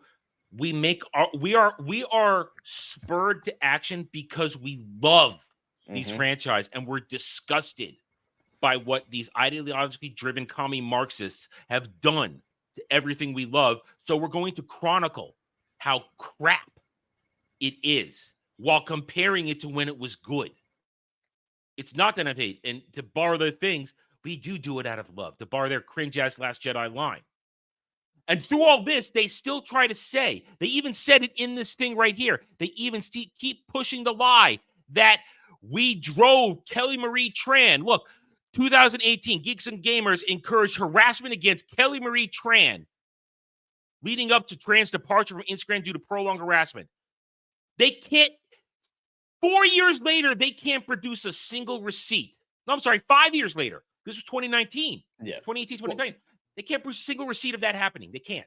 There's so much wrong with that. They call it facts, which is hilarious. But like you're saying, there's been no proof of it. And in fact, the actress, Marie Tran, has said that it's not because of the fans. It was because of other people. And it was unrelated to the fans. But also, when Geeks and Gamers has had this accusation in the past, Jeremy provides so much proof that he actually said, hey, if this is true, I don't think that's a good thing. No one actually go do this. I don't think it's happening, but if anyone is doing this, don't do it. We have proof to the contrary that Geeks and Gamers was not pursuing Kelly Marie Tran in a harassment manner. No. A harassing manner. But they just ignore it. They don't care about facts. They don't care. The whole section's called facts, but they are completely disregarding any fact that is presented before them. They just hate. This is legitimately making a thing out of hate and making up facts out of hate. But you know what it is? These people live in a disjointed fantasy because we trash Rose Tico, who is a fictional character written horribly and made to look ugly. Kelly Marie Tran in civvy clothes is an attractive young lady. Rose Tico is a girl in a potato sack that is a selfish, horrible character that does whatever she wants and that doesn't serve a greater purpose. That's Rose Tico. We make fun of Tico, but no, these people, because they're deranged and broken, think that Rose Tico and Kelly Marie Tran are the same person. That same with Amanda Stenberg and Osha and May. Same with Manny Jacinto. They can't separate fantasy from reality. And we see that all the time where they get so invested in these worlds. The people who are saying that the cancellation of Acolyte is literally Minecrafting them. They have to vomit with excitement anytime something happens. They're always vomiting. I keep seeing it. It's ridiculous. It's weird, isn't it? It's just weird. It's and very another great weird. example, there's a particular truly anti-Semitic, bigoted asshole who pretends to be a Star Wars fan. I'm not even going to say his name right now, who posts all the time. He's a block I'm trying to get. If he knew I was Jewish, he probably would block me instantly, but I don't put that out there with him. He actually put up a thing from Wednesday to Friday, talking about how bad when Billy D. Williams took his daughter to pick up his daughter from school after Empire Strikes Back. People would yell at him and curse him for betraying Han Solo. And my reply was, why don't you talk about the fact that Raylos have routinely tried to wish for the Minecrafting of both Adam Driver and Daisy Ridley's spouses so that they can have their real-world pairing of Raylo. You don't mess in that. And you know what it is? Crazy doesn't recognize skin color because crazy is just effing crazy. Mm-hmm. And we actually have receipts for that. The harassment of Adam Driver's wife. Yes. There is a lot. We made videos. Proof. We made videos. It happened. The Raylos are nuts and weird. And people who yelled at Billy D. Williams for portraying Han Solo, they're just as crazy. But they're all crazy. True. Yeah, if it's true, if anyone actually did that, those people are insane. Yes. But I more believe that there were a few people making jokes about it. Like if someone's like, "Hey, you betrayed Han," like something like that, I could 100% believe that was true. But I'm not gonna say you're right, but I'm just saying crazy is crazy. Crazy is crazy. So you got all this crazy shit going on. This started and it lasted through Wednesday into the night. We were all talking about it, and they tried to get at Team YouTube's attention. So YouTube said, "Okay, we hear you. We'll look into it," because that's what YouTube does when you tag them enough on Twitter. They say, "We see it. We'll look into it." The next day, and this is where it took a turn none of us saw coming, concluding it essentially in 24 hours, 36 hours, Team YouTube replied to everybody. Everybody. I believe this is the one. Nope. No, wait, let me find it. There it is. I got this new thing on Firefox where I can hover over it and it drops down and shows me what it is, so I don't click on the wrong one anymore. At YouTube replying to Ripley. "Thanks for reaching out. Just heard back and confirmed that this content, Geeks and Gamers, Nerderotic, RK Outpost, is not violative and will remain up. We totally understand you may not agree with this decision, but we reviewed this video very carefully against our policies." So essentially, Team YouTube said, "There is no problem here. You can go away now and leave us alone." Now we complain about YouTube all the time, especially us smaller creators as we're struggling for relevancy in the algorithm. But YouTube got it right here, because guess what? No terms of services were broken. Didn't happen. None of it happened. So, what do you guys think happened on this? I mean, what do you guys think happened here? What do you think the response is from the stands and the shills? Vomiting. Melting down. Melt down. A meltdown of equally epic proportions to the Acolyte.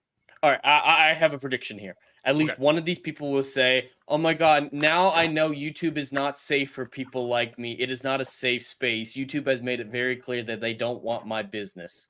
I've seen those. I've seen those. I went to go see my mama yesterday, right? Uh-huh. And we actually had a conversation similar to this notion about how weak these people are. Because my mom is an older woman, a mature woman, and she's had it up to here with people. And my mother's been teaching. My mother's an elementary school teacher, and she's been teaching elementary school in the inner city for decades. And one thing she had mentioned is all these people are weak, soft, and need to go to prison. This was my mother's words. And I agreed with her 110%. Because the idea of a safe space is not how the real world works. And I was like, "Mom, why would you say everybody needs to go to prison?" She was like, "If you want to be a safe place, that's the safest it's going to get. And guess what? Guess what's going to happen while you're in there?" I'm like, "Sodomy? Yes, sodomy, 100%." You're going to become a prison wife. Especially if you're online, the internet isn't a safe space. It never was. Never. No. Never was. It's the internet. There is no safe spaces. There is no, "Please put me in a protected little square and be kind to my feelings." Go to prison. We'll see how safe you really are. You are out here in reality. And in reality, it is not our responsibility or any other responsibility of your neighbor, your friend, your cousin, your baby mama to make you feel safe. It is your responsibility as you navigate the world to have your own safe center, not for us to play with kid gloves just because you eat, I don't know, papaya on the weekdays. I don't care about these people's feelings. Stop it. You're weak. Go to prison, like my mom said. Go to prison. Oh, we got some examples. I didn't get them all because, in all truth, past 48 hours for me were pretty mentally distressing. I'm fine now. Everything's fine. But I was having some things that were just direct them focus. So I didn't collect things as I saw them, or I didn't think to because I was a little distracted. But I did see them, and I did get a couple because I did reply to a couple myself, so I was able to get them that way. But you, like Jed said, their responses are expected. I don't like you anymore, YouTube. Screw you. I don't like you for doing this. I can't support you. This and that. But then you got ones like this. Ripley replied themselves to this. Let me see. Here it is. Yeah. So at Team YouTube, this is an admission that you have not reviewed our concerns, proven by saying this video when there are 10 plus whole videos in question. Those 3 channels have made more than 10 videos between them. I just in the actual stupid statement, they say there are like 15 videos of this. Okay. No, it just shows like Jeremy, Gary all say they don't watch our content. They just look at our thumbnails. And then when they do watch it, they grab the most random moment that is rather meaningless in the long run. So 10 videos question. Exact, perfect, out of context. Thank you. However, thank you for confirming your inability to take safety seriously. You and your advertisers will be hearing more from us soon. And they go on and on. What does that mean? You and your advertisers, are they going to do form letters? That sounds like a threat. It sounds. I was gonna say it sounds more like an angry little temper tantrum, basically. Wait, it gets better. It's better. So additionally, but hold on. With the reaching out to the advertisers, that's just going to be a form letter. But the YouTube hearing from them, that implies legal action. That implies suing. Rewriting Ripley is saying that they're going to sue YouTube over this. Take it to court. We'll get. Jed brings it up, the going to advertisers. We'll get back to that in a second. Let me just finish this. Additionally, I would like to point out at Team YouTube that nobody in Star Wars fandom has requested select videos be removed. Simply that a handful of YouTube channels should be demonetized. The lack of clarity in your response to address our real concerns appalling. That's essentially, staying demonetized is essentially equivalent of killing a channel. Because when you get demonetized, the algorithm looks at you like an apostate. It wants nothing to do with it. You have been excommunicated. You might as well be done.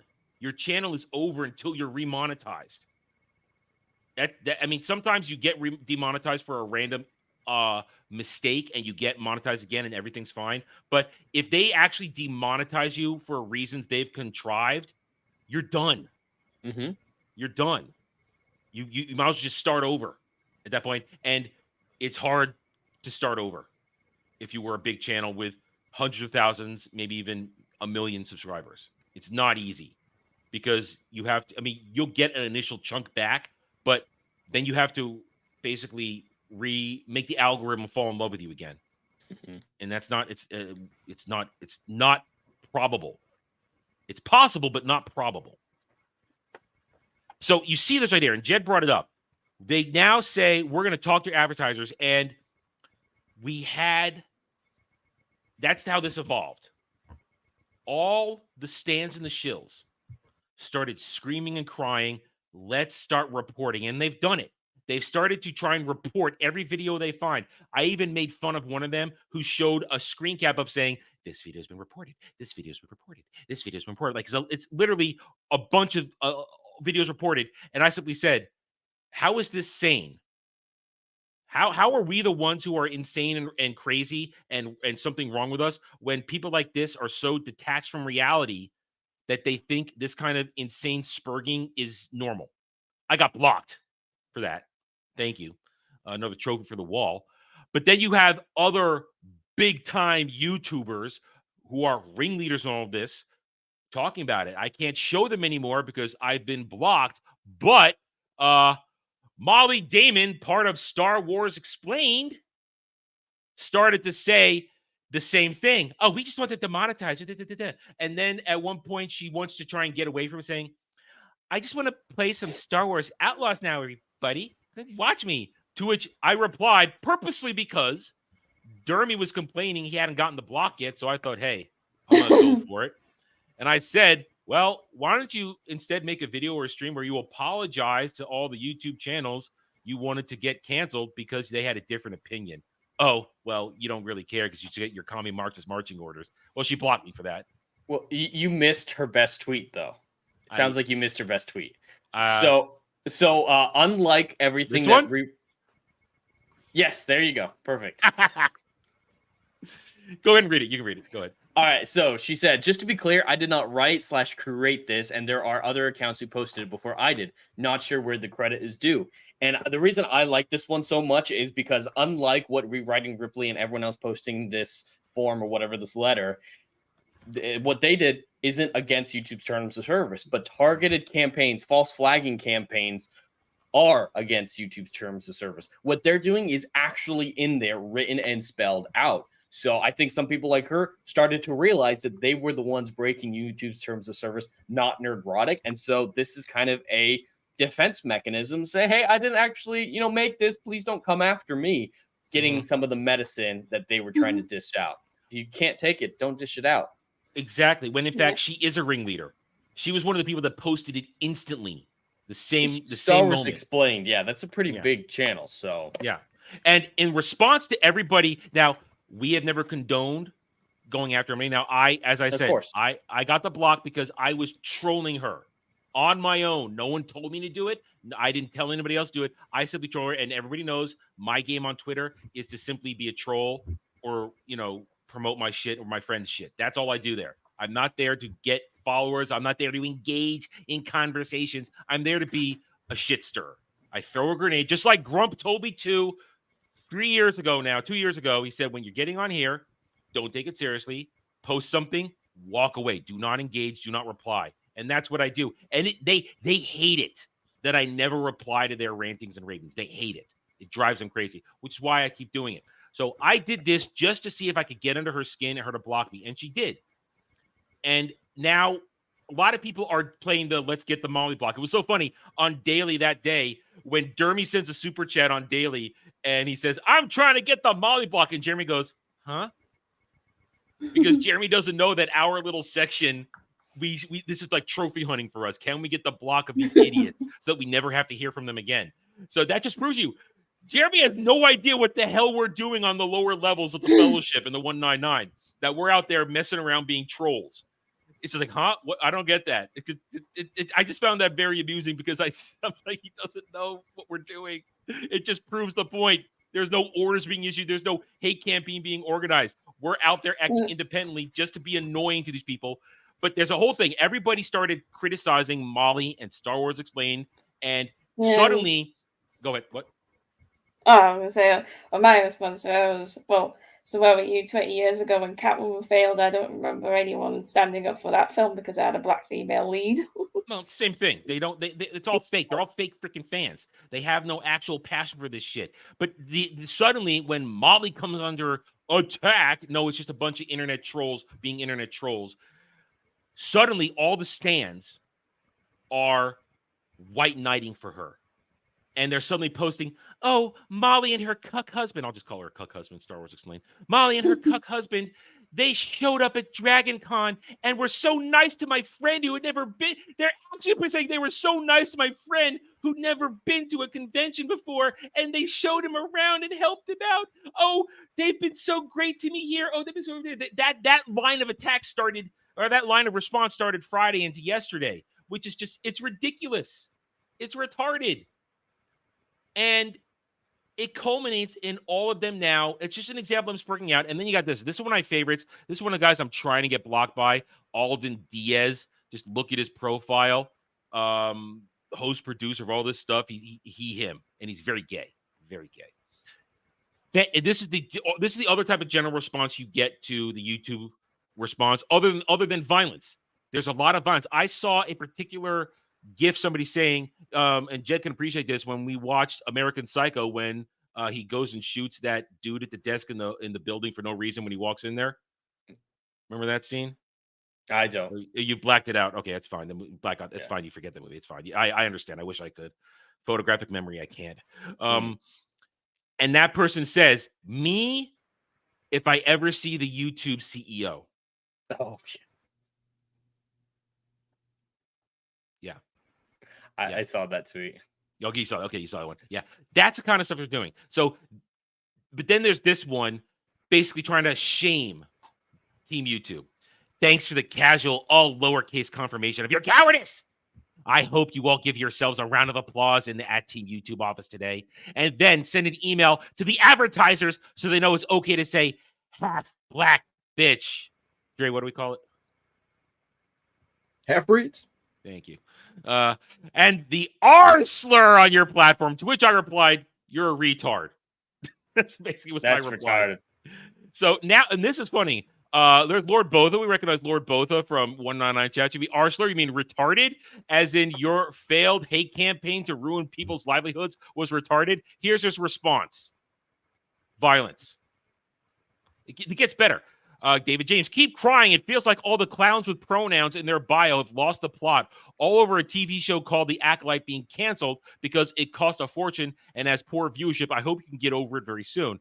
Fun fact, there are 2 pronouns in your tweet there. Maybe you can find them. Make a little game for yourself and then order a gold star sticker. You'll have earned it.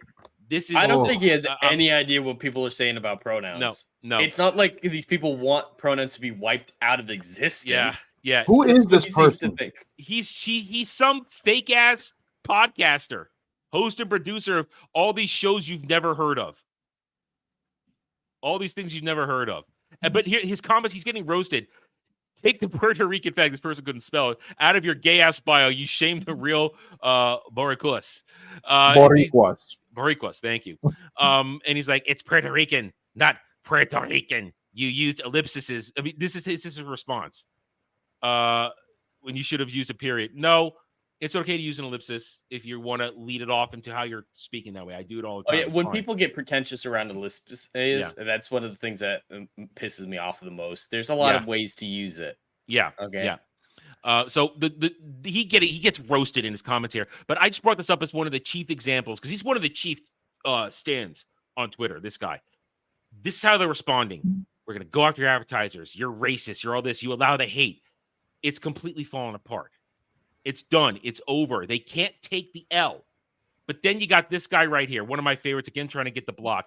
Now he expands it, like I mentioned earlier. Racist Star Wars fans are also racist Lord of the Rings fans, as well as racist Marvel fans and racist DC fans, and now racist Minecraft fans.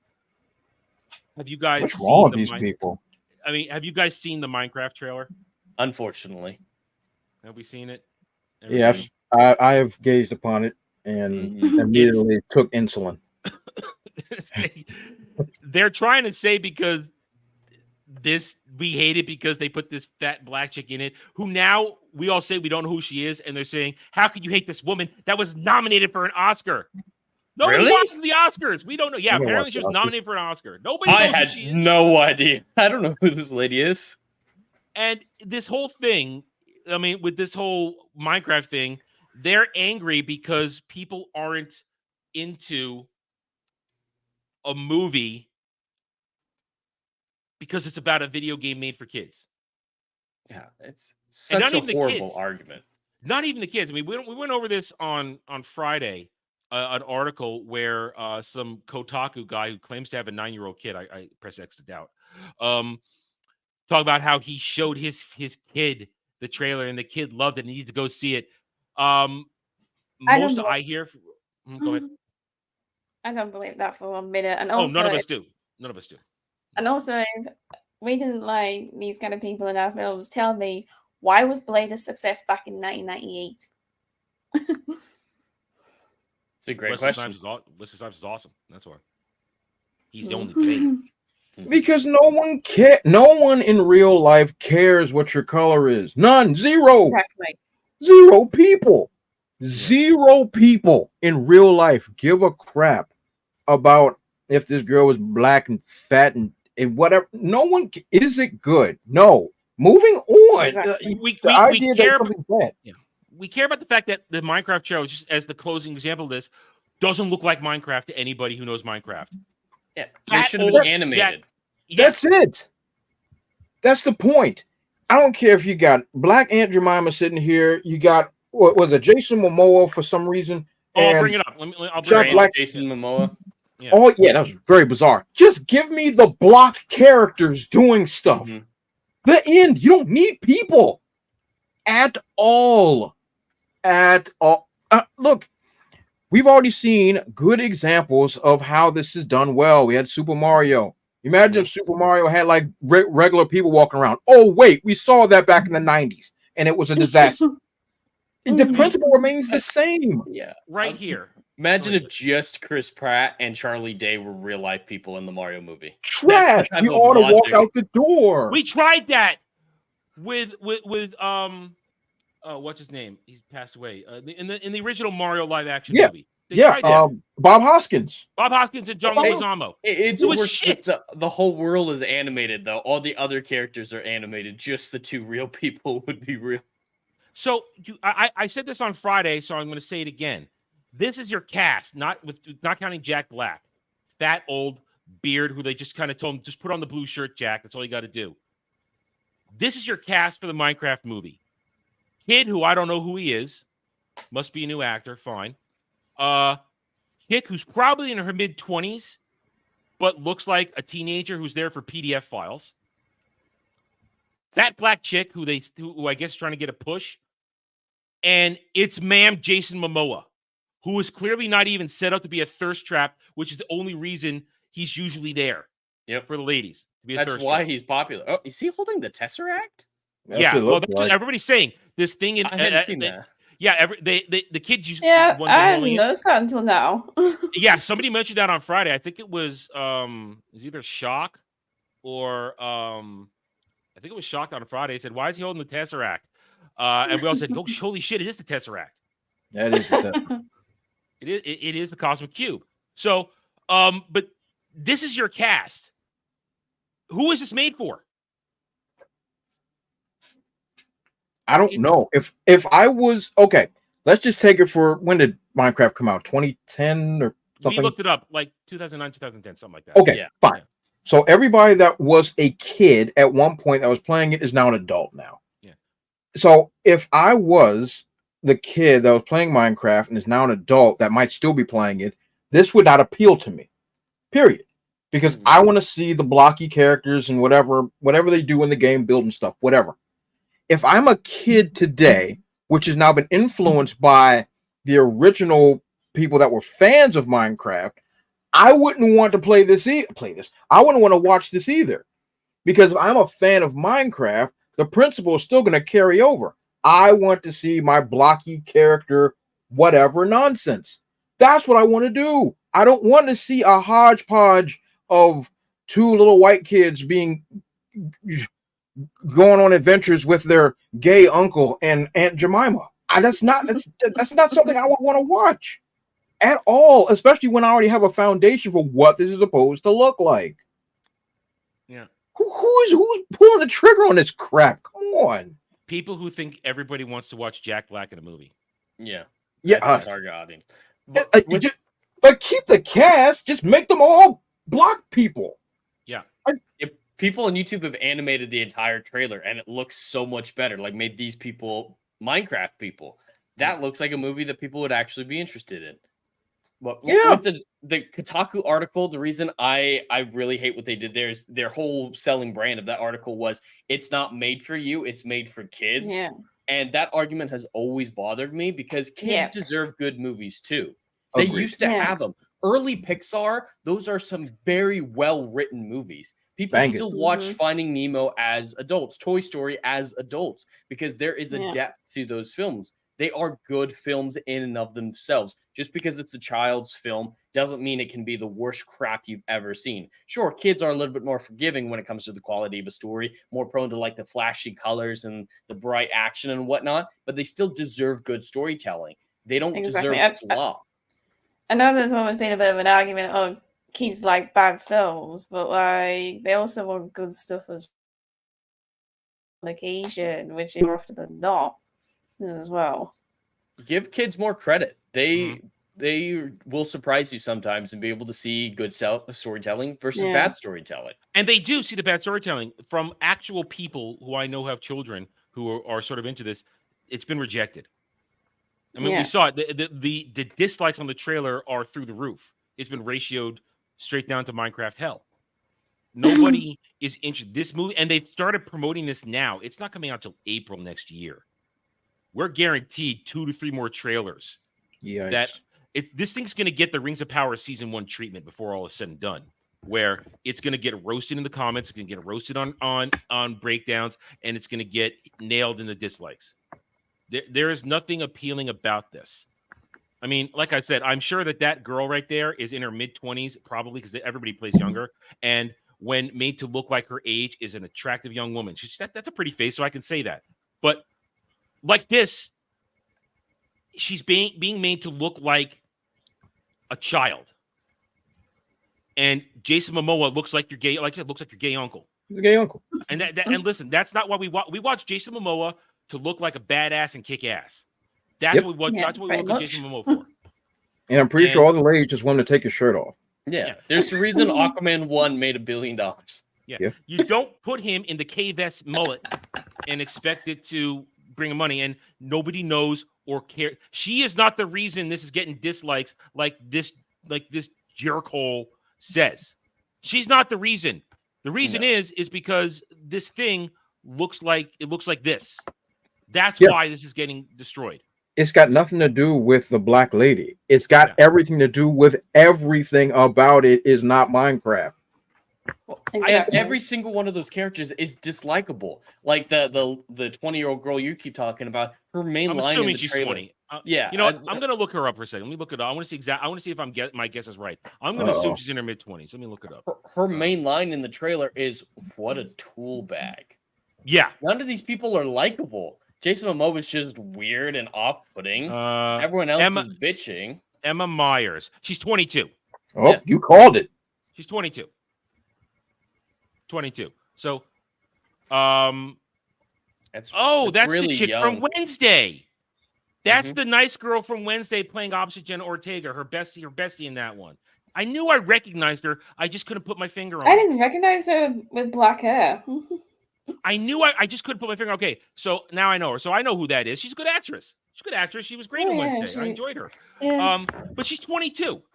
But they're making her look like a child there. Just so young. Yeah.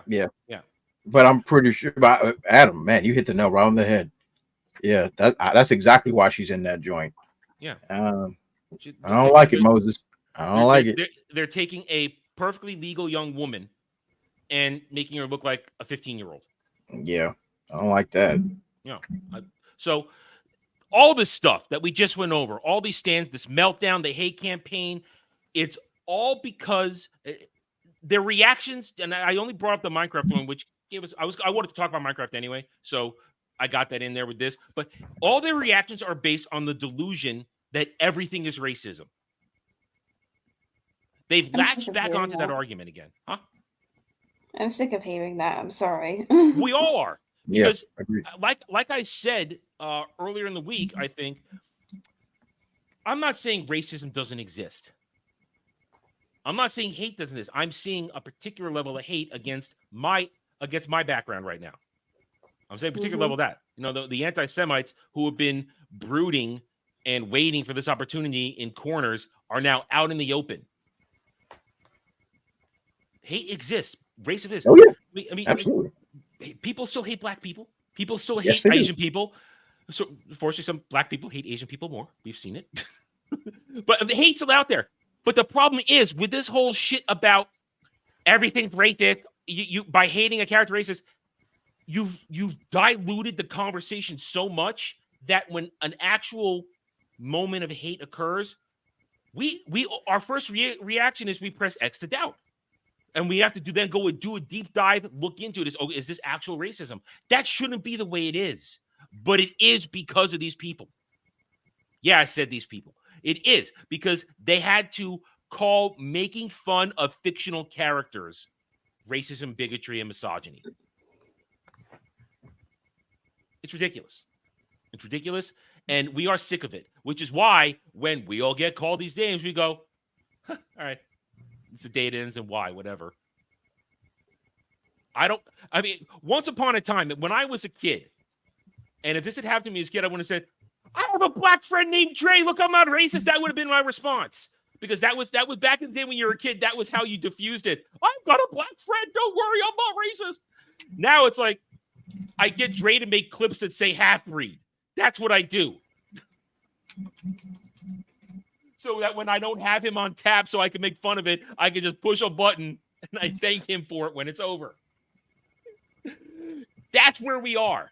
It's a tool to make fun of this shit. That's our response. We make fun of it. We're not aghast. We're not clutch. We're not having a heart attack that, oh my God, everybody's gonna think I'm a racist. Now it's like, okay, whatever.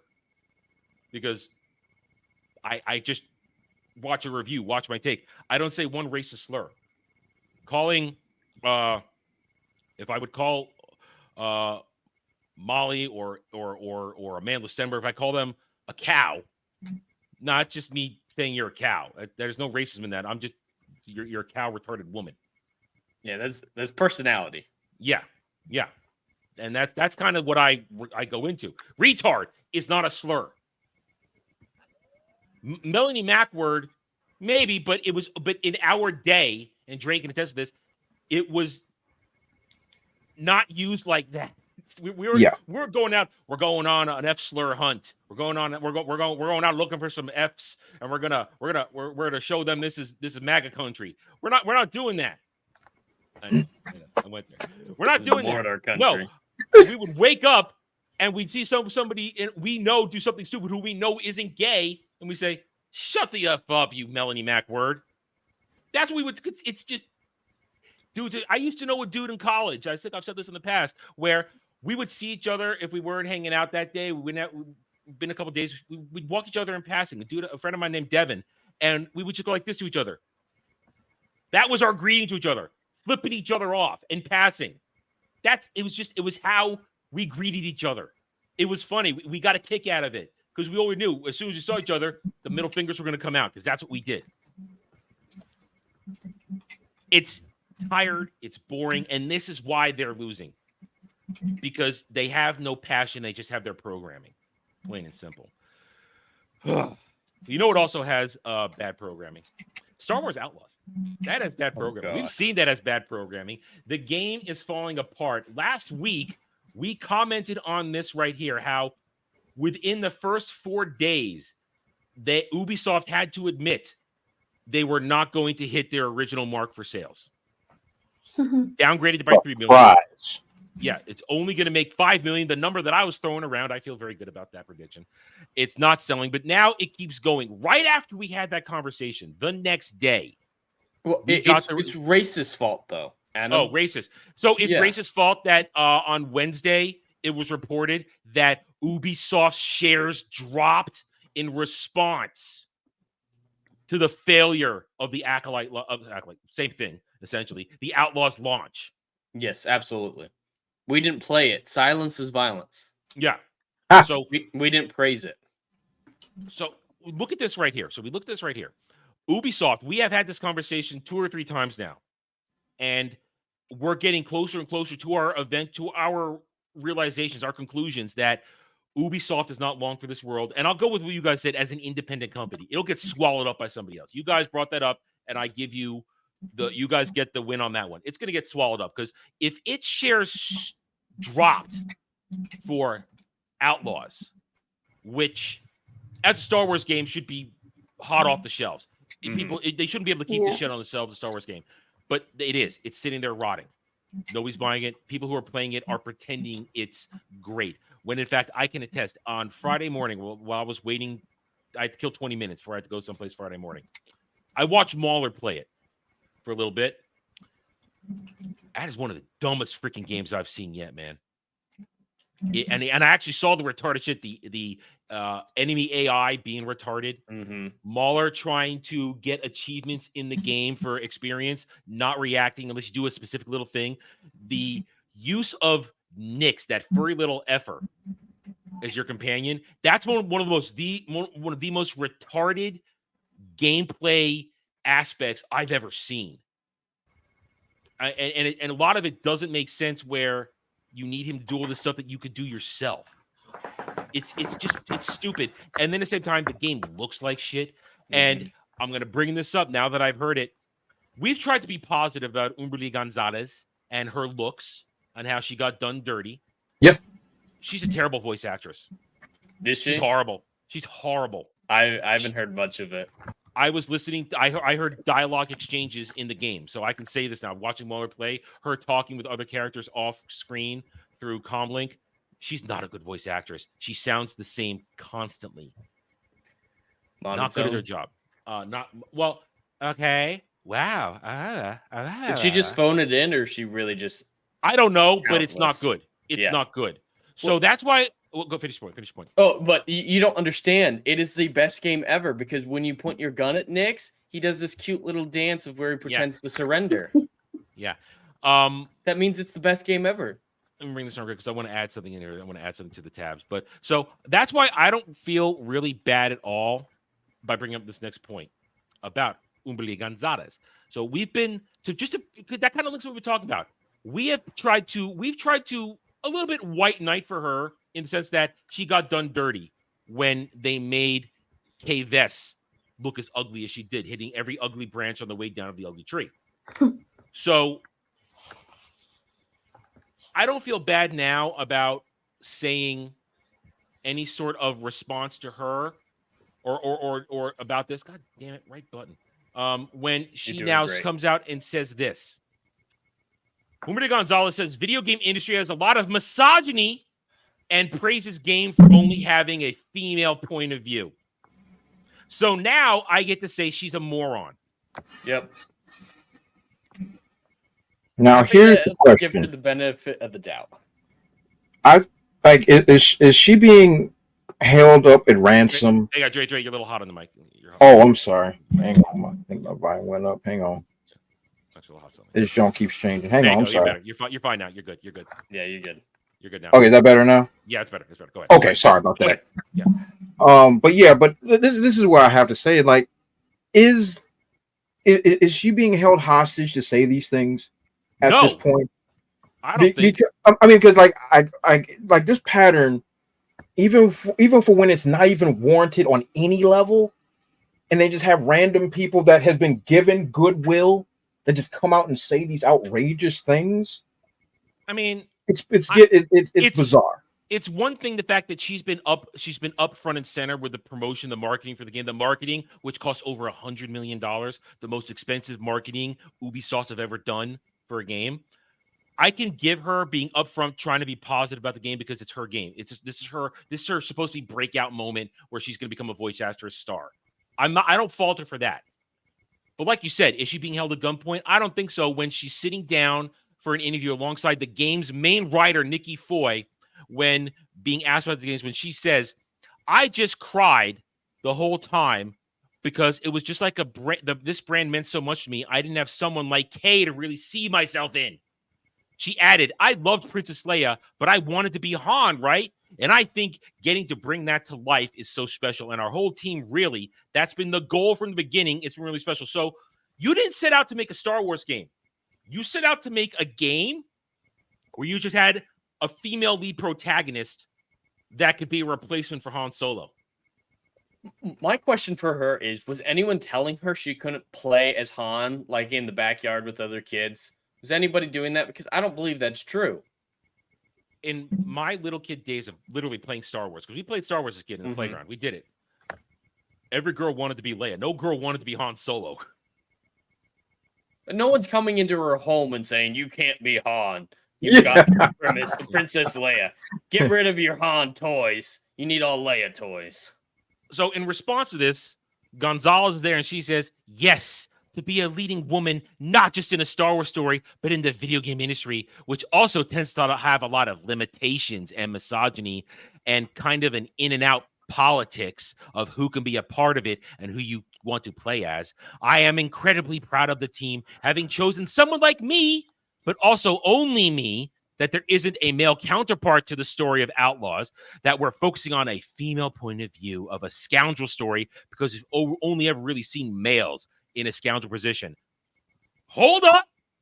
I must call bullshit on that because, as I say many times in the past, I am a veteran of Star Wars, The Old Republic, the MMORPG put out by BioWare and EA. When BioWare still had it going on, they were still working on all cylinders when they made this game in production for 4 years, came out in 2011. when BioWare put this out, first of all, like in any good MMO, you get to make your own character. You get to create a custom character. And while she may have insane views, they hired one of the best female voice actresses for that game. When you played a female character, the Republic Trooper female character, Jennifer Hale. Harold is one of the best female voice actors of all time. Now, she played a trooper, but you could pick a female trooper. And at the same time, you could also make, and guys, just buckle up. This might shock you. Sit down. Make sure you don't have high blood pressure. You may go have a heart attack or a stroke when I say this. You could make a female scoundrel in that game. And I did. My primary scoundrel in the game, when I played her, it was a woman. I played the female scoundrel in that game. My Leah was badass and great. She was awesome. Dual-wielding blasters, fantastic. And she had a scoundrel story in Star Wars where she got betrayed. And you know what I did at the end of that storyline? I ganked the MFer who betrayed me. I shot him right in the head in Star Wars, the video game. Nice. So, Umbly Gonzalez and her handlers didn't do their research. There exists a Star Wars video game where you are the focus. It is your story because you decide to play a female character version of your scoundrel, where you are a female smuggler, a scoundrel. Wait a minute. Iden Versio, anyone? That's very recent history. Didn't happen. What are we talking Every time they do about? something, it's the first time it's happened. We're talking about fake people, Dre. That's what we're talking about. These are fake people who don't do their research, who never play these games, don't know the history of the Star Wars video game franchise or Star Wars in general. And they trot them out to make these statements, and they make them Adam, look like fools. That was 20 minutes ago. Iden Versio is the lead of Battlefront. There is no other character. She's it. I know. It's retarded. Now, let's finish what she's saying. Hang on, I got a hiccup. So the representation of this incredible for me as an immigrant Latina in Canada. Now you got to talk about you're a Latina, strong Latina woman, I guess, from Canada, no doubt, no to boot. To even get to speak about my country, about Venezuela. Why aren't you speaking about it now? Huh? Yeah. There's a lot of bad things going on in Venezuela the past month or so. A lot of bad things. No, I'm in a Star Wars game and I'm from Venezuela descent. That's what I talk about. About what it means to me as an artiste, that I followed this dream, not having my family here, not having lots of mentors in my family or anyone to look up to or content to look up to. Even in Star Wars, there aren't a lot of Latinas in space. There are no races in Star Wars. It's a galaxy full of planets, and humans are just humans. That, yes, there are, of course, people that look like Asians and they're black and they look brown, but it doesn't matter because they all come from different worlds. You could be Corellian at a certain point in time. You could be Alderaanian. It is funny that they finally included a Latina protagonist, like she's talking about, in the cartel game. Bravo, good one. At the same time, if she's a Latina protagonist, why ain't she speaking Spanish in the game? She don't know one word of Spanish. Spanish doesn't exist. Exactly. You can't be a Latina in Star Wars because there are no Latinas in Star Wars. Just like there are no real Asians in Star Wars because there's no Asia in Star Wars. And yes, you could say there are black people in Star Wars because of the skin color, but there are no Africans in Star Wars. No Jamaicans in Star Wars. These are fake freaking fans. And now I can lay into her that because she just made this about race. She made it about gender. She opened the door. I have walked through it, and I have made a comment because she instigated the conversation. I did not start this. Say anything. This is the problem with these people that are huffing paint and drinking their own urine. There's something wrong with them. This is an individual that was put in an impossible situation. The fandom had no beef with her at all. In fact, they have beef with the studios for making her look ugly. Yes. And now you just turn on all that goodwill. Yeah. Why? For months, we have been defending her for having them made her look ugly in the game. We've been defending her. I've had not a bad word to say about her until this moment when she just turned this into a woke ideological moment. Now I will no longer even talk about her. I've said what was said. Now also she's gonna fade away now. This game is a disaster. She's not a good voice actress. She ain't, like I said, she ain't Jennifer Hale, who is, she's not. despite being crazy, despite being a crazy leftist, she's an iconic voice actress and does fabulous work. That's I correct. can say that. I mean, Viewership is awesome. Mm-hmm. And to play her as a Republic Trooper, which I have, my Republic Trooper main in SWTOR is female too, because I wanted the Jennifer Hale experience again, and she does outstanding work. I could say she's a crazy person for stuff from TDS, but I could also say she is excellent at her job. One of the best out there today. Umbre Gonzalez is not. She's not good at her job. And she also now reveals to me that her hamster is dead on the wheel. Oh no, not the dead hamster. It's dead on the wheel. There are maggots and flies on her hamster, and there's no replacement coming. There's no replacement coming. So yeah, like Frank says, hope she enjoys the backlash at the cocktail parties. Hope she enjoys her momentary 5 minutes because it's over. Mm-hmm. I doubt we're ever going to hear from her again, because we've been talking about this. As I want to wind down this topic now, we actually talked about this last night on Ballbusters and last night on Chatterday, and we talked about it here. This is the end of this shit. It's essentially over. This is the Dustborn, Concord, Outlaws, Shadows, which, just to wrap that in here too. Oh yeah. If Outlaws, that'll hurt the stock. If Outlaws tank their stock, what do you think Shadows is going to do in 2 months? Because yeah, that's an actual Ubisoft product. They're not borrowing from Star Wars. It's their own thing. When that doesn't meet their sales numbers and that hits the market, what do you think is going to happen?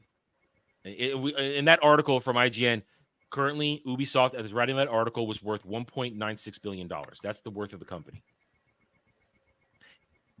If it takes another hit, and we talked about this, Shadows is the last major game they're dropping for the next couple of years.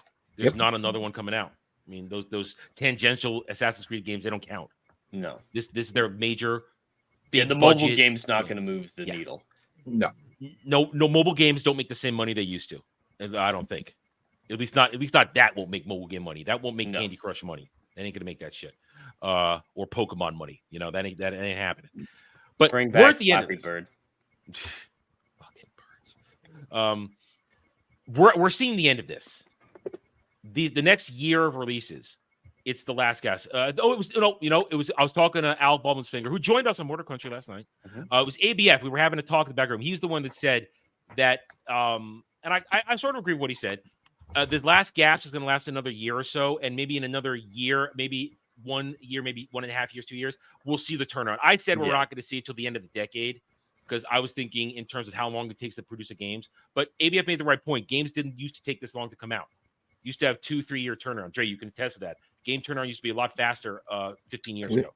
It'll depend on the game. I think it's going to kind of trickle out, like you're saying, because there are going to be some projects that are going to take 8 years to come out. There are going to be some projects that come out in a year or two. So we'll start to see the change of the games that are starting to be made now. Whenever they do come out, we'll see whatever their start date was. You hit around this point. You hit the exact point I want to make. The games that are first going into development right now, as we speak, they will not have this agenda in it. I think that's over, because the game devs, the companies are seeing the losses. The DEI, ESG money, that shit's drying up, and they're realizing it's not worth it because the brand damage they're suffering across the board. Ubisoft has suffered so much from this. EA has suffered. They're all suffering. Blizzard, Activision under Microsoft, all of them are suffering. They're done. Square Enix suffered from it. Lost hundreds of millions of dollars last fiscal quarter. There is fiscal year. There is no money in this, and I think they'll see it. And everything going production now will not have this. So we might be coming into a return to I won't say the complete good old days, but a return that's a step closer to normal, where they're going to put these games out. It's not going to be packed with agenda. You're not going to see non-binary pieces of shit in your character selection screen. They're not going to make the choose body type might persist for a little bit longer, but we're heading back towards male and female selection, male or female when you're making a custom character. We're heading back there because this pronoun shit's ending. All of this is ending, and the meltdowns to encapsulate everything we talk about today. The meltdowns over the Acolyte, the meltdowns over Rings of Power, the meltdowns over Minecraft, all this shit where they're crying racism. Like Dragon Lady said, everybody's sick and tired of it. They're done. They're not spending their money on shit. They want to listen to it. They automatically reject you as soon as you bring it up. And it's over. And we're going to see it reflected with the remainder of this decade. It's going to be reflected, which means we're winning. But we have to be patient. And we cannot stand up in here and say, we've won, let's stop. No, we must continue to talk about it because that's what they hate the most. That's why they hate us, because we talk about it. Because we talk to our chats who are real and normal people, real and passionate nerds who care about it too. Because we treat them with respect and because we are them. We are the people who are in other chats. We're just like them. We just want entertainment. We just want good games. We just want good movies. We just want good books and comic books and good music. That's all we want. And we've rejected it. And they hate it that they don't get the connection because, as the Acolyte has proven, there are not more of them. There are more of us. All right, I'm done with this. Anybody guys got anything else to say? We all good? We're all good. About that topic, yeah. All right. I got no more topics. Unless somebody else has anything else I missed they want to talk about. Not a missed topic, but I do want to ask you a question about Okay. the Rings of Power that I thought of after the viewership discussion that we had. Okay. Do you think if it drops off the Nielsen's, goes full Acolyte levels, will they pull the ripcord after season 1 or wait till after season 3? After season 3. I've been on. I've held the position. No matter what, they're going to pull the ejection. They're going to push the ejection button, pull the cord, whatever. They're waiting for season 3. This ain't getting to season 5. It's not getting there. Not when you take 2 years between seasons either. Yeah. Now the strikes had a part to play in that, but this thing was not going to come out any faster than it did. Honestly, not really. They were still working on it. You know what? I take that back. They were still working on it during the strike. That didn't impede it. They got exceptions. They were in England. Yeah, they got an exception. They were lucky working. So no, I think they pull the ripcord for after season 3 because it's only going to get worse. And I've heard the idea they may rush it in season 3 to get to their ending. I mean, if they try to cram in everything, the Fall of Numenor and the War of the Last Alliance into one season. Well, like I said last night, I think they're doing the 9 Rings of Men this season. So yeah, War of the Last Alliance is coming up pretty quick. Yeah. I mean, but you still have to go through the fall. I mean, listen, they may be making Numenor great again this season, but the Fall of Numenor is not going to happen this season. Oh, it might. The season 2 finale, the 9 Rings of Men, the Fall of Numenor, really, and the Balrog. And the Balrog. This is my prediction for the Balrog. Jed, there's episodes. I think episodes 6 and 7. That's the 2-episode Siege of Eregion. Because remember, they said is that far away? I thought it was 5 and 6. But it might be 6 and 7. No, well, we're doing episode 5 this week, which is going to be Guy Ladriel and Adar have a head-to-head, and the Dwarven rings go out, and we probably get a glimpse of Make Numenor Great Again, and they still have to deal with the Dark Wizard fan fiction they've been going on about. But before the season started, they were all happy to say this season we have a battle that's going to last 2 episodes, which means the Siege of Eregion. It's got to be the Siege of Eregion. It's got to be episode 6 and 7. So, well, what I think is going to happen is, Doran the third is going to have issues with the ring. It's going to get taken from him, and Disa is going to take the ring, and she's going to fight the Balrog to hold it off as the people escape Khazad-dûm, and she's going to die heroically, saving the people of Khazad-dûm. I love your train of thought. I want to see the Sing fight, like her with the ring on, her hand up like she does. Yep, full on fighting the Balrog like that. I need that. I want that too. I will have so much fun in my review if that happens. That's gonna be so much fun. Oh wow. And she's got to be on the bridge of Khazad-dûm, just like Gandalf, doing it, facing him in almost the same angle. Considering how they use member berries in this freaking show, jangly keys. Go back to the shadow. Go. Well, they already used that line this week. You think they could get away with it again? I think they might. I don't know. It's a disaster. Yeah. season three, I think, is where they have to pull the ripcord because there's no going by it. This thing loses viewership every freaking season. Nobody cares. We're the only ones that care. Amazon's not making money on this. They're still in debt for the production of for the purchase of $1 billion. Oh yeah, they're never going to make that money back. No, I've made more money on this. Dermy made $20 last night. He's made more money on this. He did. It's ridiculous. It's dumb. But you know what? We're here for the ride. I'm going to enjoy it. Listen, hey, I got over 3,000 views on my review right now. I'm enjoying this. Keep watching it, guys. I'll be here every week for the next 4 weeks. Anyway, all right. So yeah, I agree with you. We'll be back next Saturday at 8:30 for another Mordor Country with our joining the panel. We're going to keep the same panel. Joining the panel will be Horny Alf, who is our lore guy going forward, and we're going to give him the first 10 minutes to just unload because he hasn't had a chance to publicly just rip it apart. He unload all over you. You said it, not me. Dre was thinking it. No, he wasn't. You didn't see his reaction. I saw his face. Oh, you're muted. Yeah, I was thinking it. I was thinking. You disgusting men. That's all you ever think about. Anyway, but Alf feels about Lord of the Rings, the Rings of Power, the way I feel about Disney Star Wars. That's his passion. Tolkien's world. That's his passion. So he's gonna have lots of things. Horny Alf will be joining us next Saturday, 8:30 p.m. for the next installment of This Is Mordor Country. But for now, we are done here. Let's say our farewells. And I'm going to go get ready for some more Dragon Age later. Jed, what's going on? Well, everyone can find me on YouTube and Kick at Hollywood Scholar. I'm actually mulling around an idea, and I think I'm going to put it out in a poll this week. But should I live stream Assassin's Creed Shadows? I don't know if I even want to buy it, but if I'm going to buy it, I'm going to stream it for all. So I'm contemplating that. But you can find me on my channel for This Is Mordor Country this Saturday at 8:30 p.m. as we find out what terrible thing happens next. Yes, it is terrible. Dre. So this week should be an interesting week. I know I'll be doing a couple more interviews with some more independent creators that have some new stuff coming up, so that's going to be fun. Throughout this, we'll see what's popping off at the end of this Sunday. I'll drop a video tomorrow morning, Monday, at 12 p.m. depending Eastern Standard Time, and of course a video every Friday at 12 p.m. Eastern Standard Time. And of course on my gaming channel, The Brute Plays, got a brand new Pokemon battle, which was really fun to do. That will be there on Thursday at 12 p.m. So yeah, that's pretty much it. Follow Shills, like, comment, subscribe, and share, and follow me on Twitter at TheBrute00. Okay, Dragon Lady. Hopefully I should be simming this week, so that might be it with a bit of luck. Okay, all right. As for me, as I said, there'll be some Dragon Age 2 playing tonight on my gaming channel at Renaissance Nerd Arcade.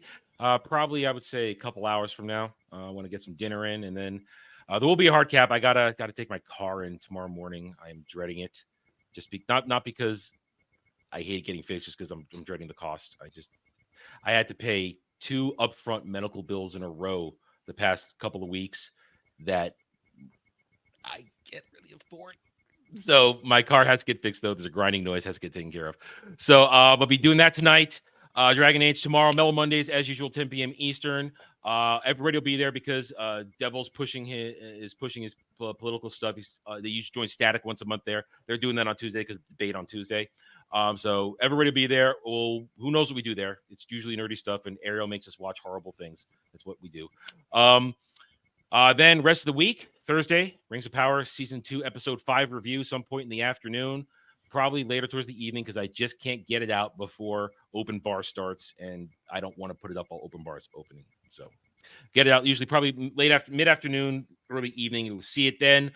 Like more Dragon Age 2 throughout the week, and whatever else the week gives us to work with, we never know. But as we always say, the internet will provide.